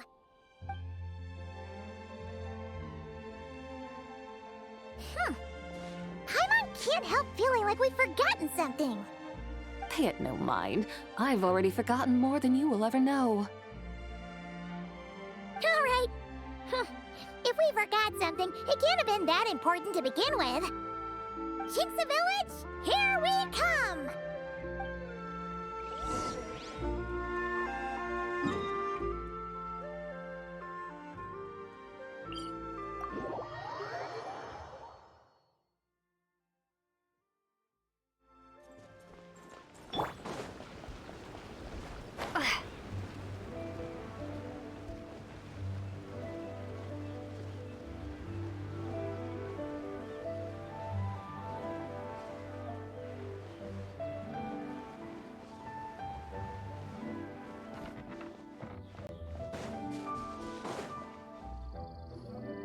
We should plant cucumbers. We should plant canolas. We should plant cucumbers. They're easy to sell. We should plant canolas. The flowers are pretty. What are you arguing about, little ones? We're deciding what to plant in our field once Lantern Rite is over. Yeah. Dad gave us a small plot of land to grow our own crops. He said we can keep all the more we get from selling them. We should plant cucumbers, right? Dad plants cucumbers every year. We should plant canolas. We can press the seeds for oil. It smells good and sells for a good price. Ah, an agricultural debate. This should be easy to sort out. Granny, are you a farmer? Could you tell us what to do? Granny? What did you just call me, you rapscallion? Oh no, her eyes are gonna turn red again. It's just, my granny smells really nice, and you smell nice too. How about we call you Auntie instead? Auntie? Oh, all right. Big Sis Zubai, can you help us decide whether we should grow cucumbers or canolas in our field? You little rascals! Using priceless land like this just for cucumbers and canolas? What a waste of heaven's gifts! Huh? What should we plant instead? With the coming of spring, when all things awaken, the field should be sown with the 5 grains. What are those? The 5 grains are life's staples, the heart of the people's table. I notice the people here mostly eat rice, so that is where you should begin. Based on the local climate and soil, seedlings planted in mid to late spring should produce mature grain within 2 or 3 months. When autumn comes, you can plant a second crop, with time still to harvest it before the first frost. The rice you harvest can be sold at market or kept in your stores. It's a far better choice than cucumbers or canolas. Oh, but Big Sister Zubai, I like canolas. That's no issue. It is unsuitable for continuous cropping in any case. You can rotate it with rice to maximize your yields. After the second rice harvest, around wintertime will be the perfect opportunity to sow their seeds. And when they mature in mid to late spring, you shall be just in time to sow the first rice crop of the year in turn. This way, your field will sustain balance, rice and canola in a harmonious cycle. Wow, that means we'll have crops to harvest all year round. Wait a minute! If rice and canola take up the whole year, what about my cucumbers? A firefly dares rival the brilliance of the moon? In what twisted universe should cucumbers vie for land with rice? Big Sis Zubai, you're going to hurt Lil Bee's feelings. Auntie hates cucumbers. Stop crying this instant! I meant that cucumbers are simple enough to grow. There's no need to devote a whole field to them. Just find an empty corner of your yard, scatter some cucumber seeds in the earth, and before you know it, you'll have a thriving patch of vines. Cucumbers delight in sunlight and moisture, but they suffer in cold weather.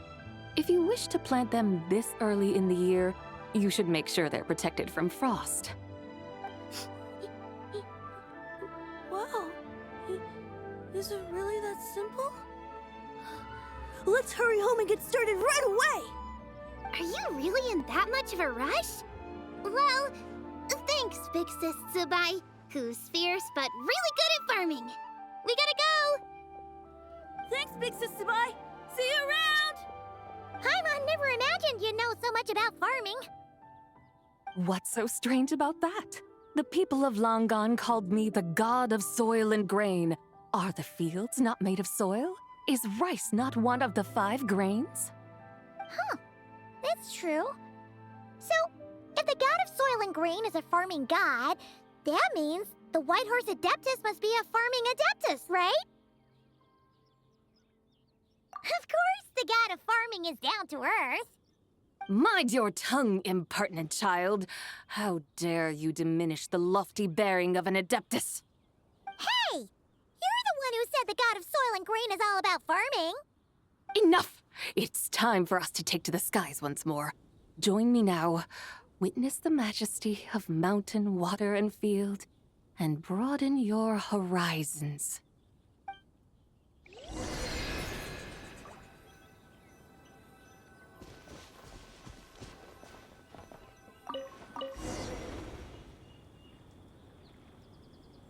Wow! The terraces look so pretty from up here. The mountains tower like pagodas, the hills coiling at their feet like shells. Layers built upon layers, rising and falling in harmony. A truly unique and mesmerizing sight. Thinking about it, you have a special connection to this place, you know. A special connection? Yeah! There's a local legend about a white horse leaping from a pure spring to follow Rex Lapis into battle. Don't you remember? You must have been living in seclusion around here. That does sound somewhat familiar. Oh, and if we keep going up this way, we'll reach a super-duper spooky spot. You might have a connection to that place, too. There's an ancient array that seals away the remains of a fallen god. A god's remains? Yeah! The people of Liyue turned that story into an opera called The Sanctification of Tao Do. Does that ring any bells? Tao Do. Huh. The 7 and 8 gates array. That's right, that's right! You do remember! Buna, the god of the underworld, who could pacify the forces of life and death. Huh? So, Tao Do had another name? Let's go take a look.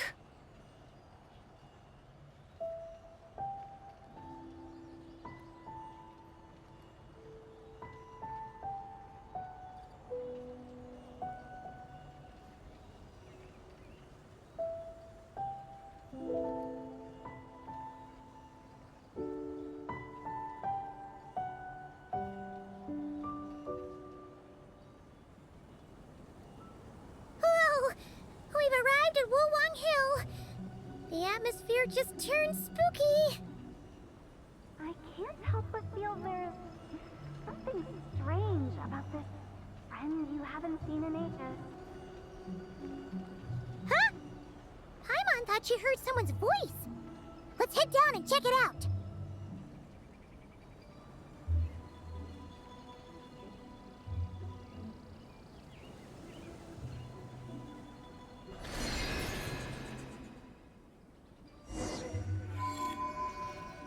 I can't help but feel there's something strange about this friend you haven't seen in ages.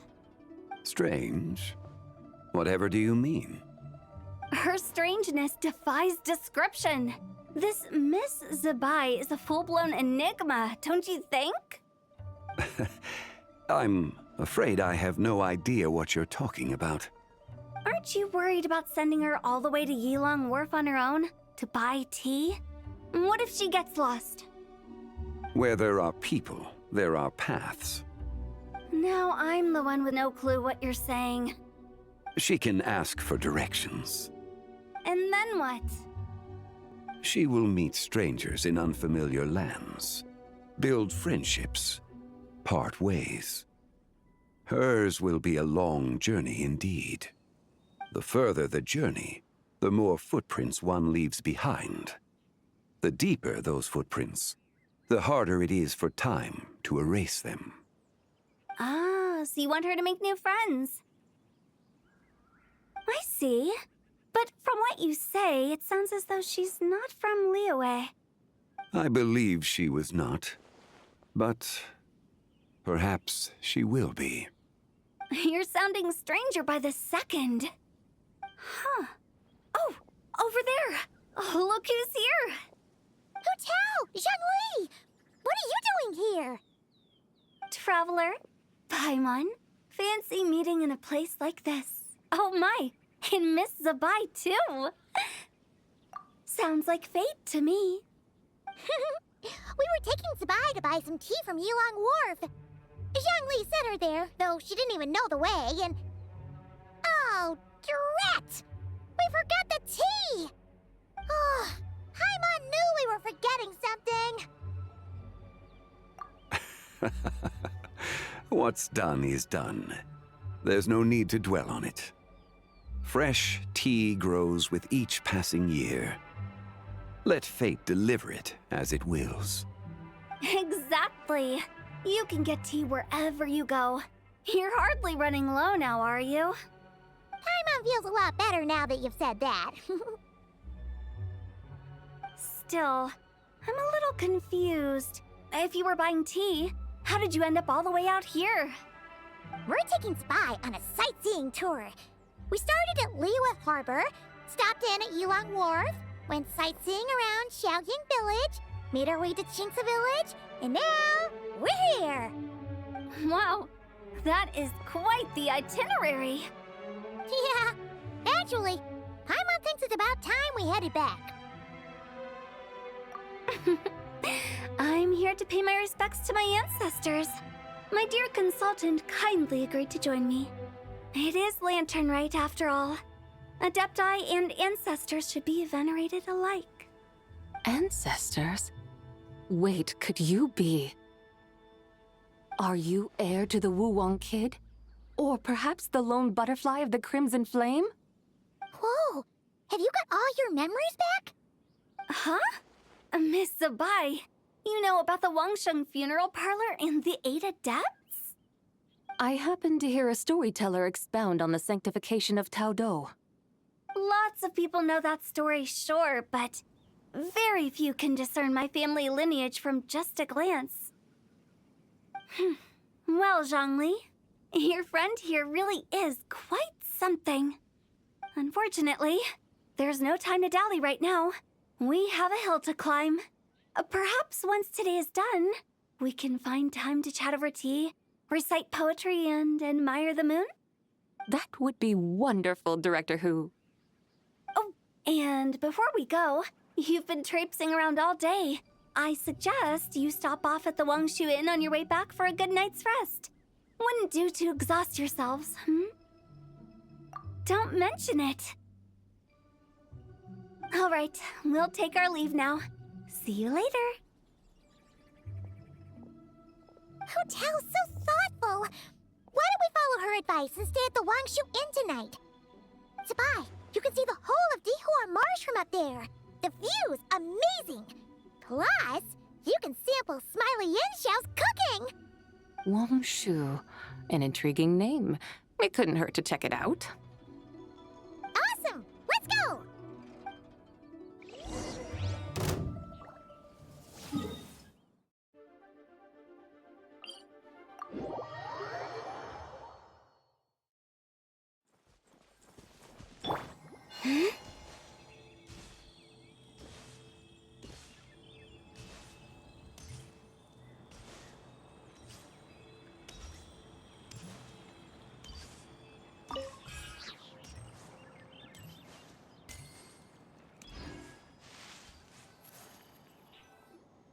Is that towering structure Wangshu Inn? Sure is. We can take the lift up from over there. Always walking the path long trodden. Does retracing others' footsteps not tire you? Come on, get in. We'll fly to the top.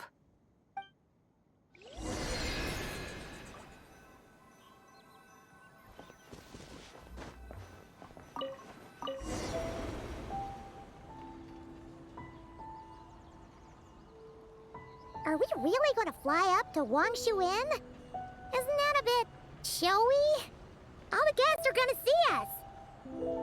Is that a bad thing? To be able to witness an Adeptus. This will surely add to the inn's appeal, not to mention the room prices. The owner will thank us. You seem to really like showing off your powers. This inn's architecture is incredible, and the surrounding countryside radiates a picturesque charm. No wonder the new proprietor of the Baiju guest house thinks he can't compete and has decided to change his own establishment's name. The new proprietor? Ah, you mean Lu Shengsheng's dad. So you know about that, too. Personally, Paimon thinks it should go with something like Rex's Rest. That's a contender's name if Paimon's ever heard one. A fitting name indeed. So you think the guest house should change its name too? Paimon kinda thought you'd say something like, such sacrosanct traditions must never change. Time flows ever onward. Why should the rules of yesterday be carried forward into the world of tomorrow? The people of today should determine what is to be kept. Huh. You're not as old-fashioned and stuffy as Paimon thought. The years ebb and flow, seas recede to reveal fields. In the vastness of time, I am but a wild horse in a boundless sea of dust.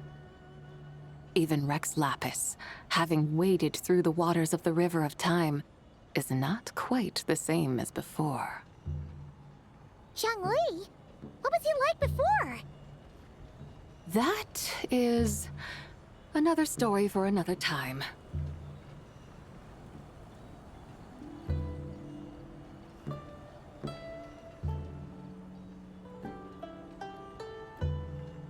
We have arrived.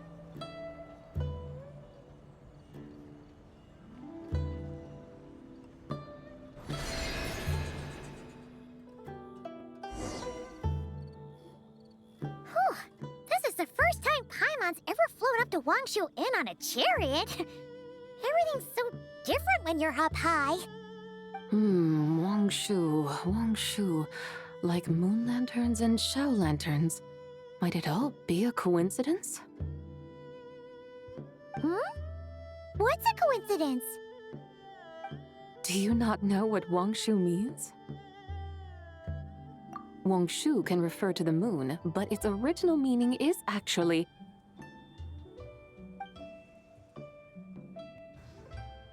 the goddess who rides the bright moon's chariot. And you must be the conqueror of demons. Xiao! Paimon was wondering if we'd disturbed you by flying down from the sky. Not at all. I sensed an unusual presence long before you arrived, though I didn't expect it to be you in a flying chariot. Ah, a witness at last. I was starting to think we should fly a bit lower. 'Twould be awfully dull if no one ends up marveling at my lofty bearing. No need. This is already showy enough. I'm not one to do good from the shadows, as Rex Lapis is wont to do. Then you must be... Oh, nay, I'm only cosplaying as the White Horse Adeptus, in truth. Cosplaying? What's that? Ugh, ignore her nonsense. She's a genuine article, the one and only completely authentic White Horse Adeptus. It's just... Xiao, did Zhongli see anything about her being a teensy bit... not quite right? Mental instability, perhaps? Did Zhongli tell you that? No, this is my own speculation. Well, you pretty much hit the nail on the head. It's like her brain's filled with a bunch of slimes right now, all gloopy and messy. There's a hot-tempered pyro slime, a math-obsessed hydro slime, and a mischievous little animo slime. But don't tell her Paimon said that, or she'll come and tell us all off. You white-haired rascal! Do you think I can't hear you? Uh-oh! We're in for it now! White Horse Adeptus. You must be weary from your journey. Why not take a rest? Oh, yes! You must be hungry, right, Sabai? How about we get some food? The chef here is incredible!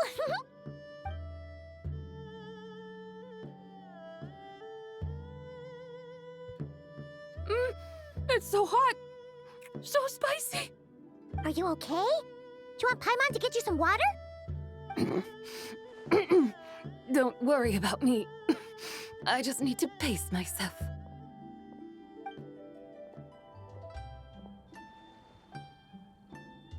So, regarding your friend and her condition, does even the Lord of Geo have no solution? Zhongli said we should wait and she'll get better on her own. But who knows how long that's gonna take. Is that why her personalities change so easily? Paimon thinks that has something to do with her 3 deadly selves. Zhongli told us that the deadly selves are impure, affecting living things that get too close. The White Horse Adeptus's remnant spirit was attached to the deadly selves for a long time. It makes sense that her temperament and memories would have been influenced by them. But Paimon still still doesn't really understand what the three deadly selves actually are. Paimon, as you do not practice self-cultivation, I cannot help you fully understand. But you can think of them simply as emotions and desires. The act of severing the three deadly selves is a means of exercising wicked desires and cultivating one's true self. I believe other nations have similar practices. In Sumeru, it is known as shattering Atmagraha. Oh, so it's about emotions, desires, and attachments, that sort of thing. It includes those. I wonder, does she still remember what happened in the past? Some of it, but right now, it's like she was suddenly awakened. Like she's still half dreaming. The half that's still dreaming might remember things, but the half that's awake doesn't quite get it. Conqueror of demons, are you looking to learn about Rex Lapis's past from me? You are an old friend of his, so please, call me by my name. But Conqueror of Demons sounds so much more imposing. In days of yore, he was the Lord of Geo, Heaven's Star. Huh? You said the same thing the day you came back, but what does it mean? I'm afraid I can't remember. Hey, did you really forget?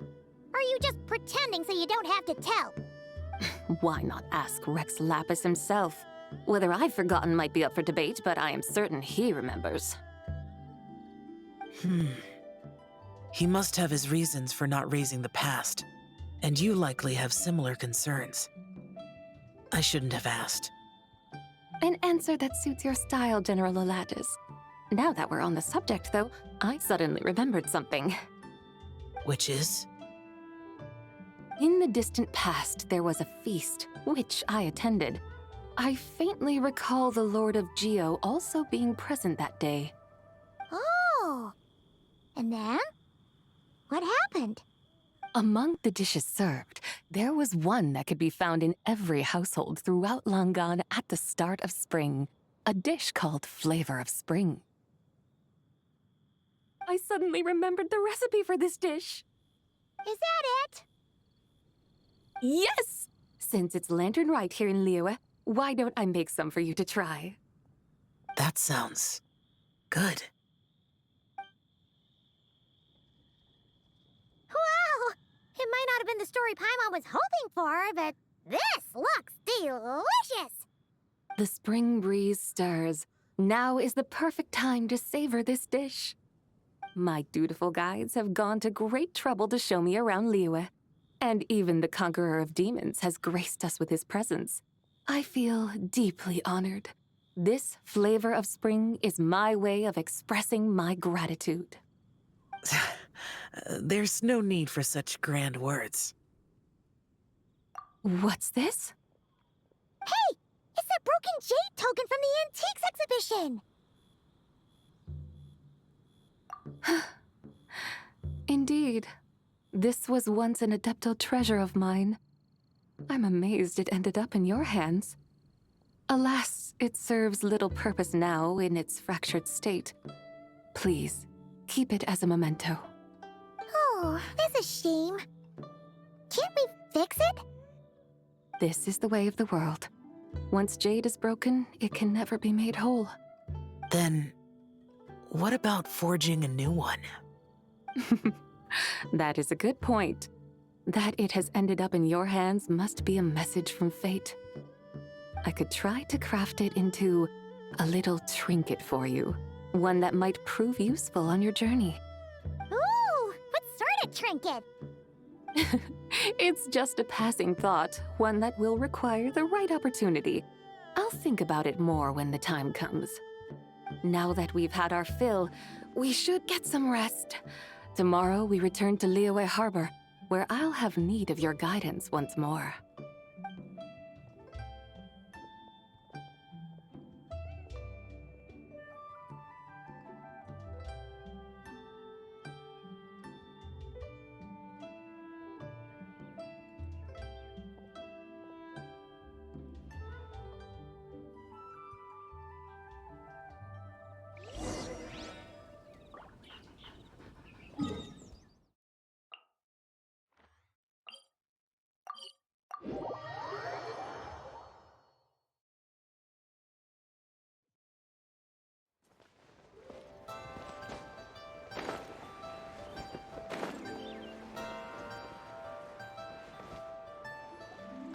Chi-Chi, the Lantern Rite is almost over.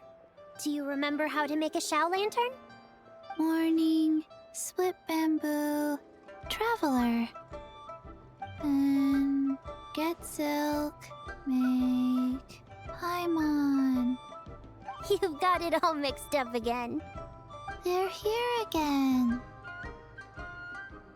Yow! Looking good in that new outfit, huh? Hey, it's Paimon! Dr. Baiju gave this to me as a gift. How does it suit me? Thank you. Wow! What happened for Baiju to suddenly give you a brand new outfit, Yao Yao? Dr. Baiju is thanking Yao Yao for teaching me to make Xiao lanterns. Chi-Chi and I were just playing together. Dr. Baiju's too kind. Oh, yeah, take a look at this. Dr. Baiju gave me these clothes, but it was Chi-Chi who wove this little basket. Wow, that's beautiful. When did you become so good with your hands, Chi-Chi? I learned to make Xiao lanterns, thanks to Yao Yao. I also made a wish. What do I always say? The White Horse Adeptus answers prayers. Come, help this old man make an offering in thanks. Huh? Mr. Liu? What did you pray for?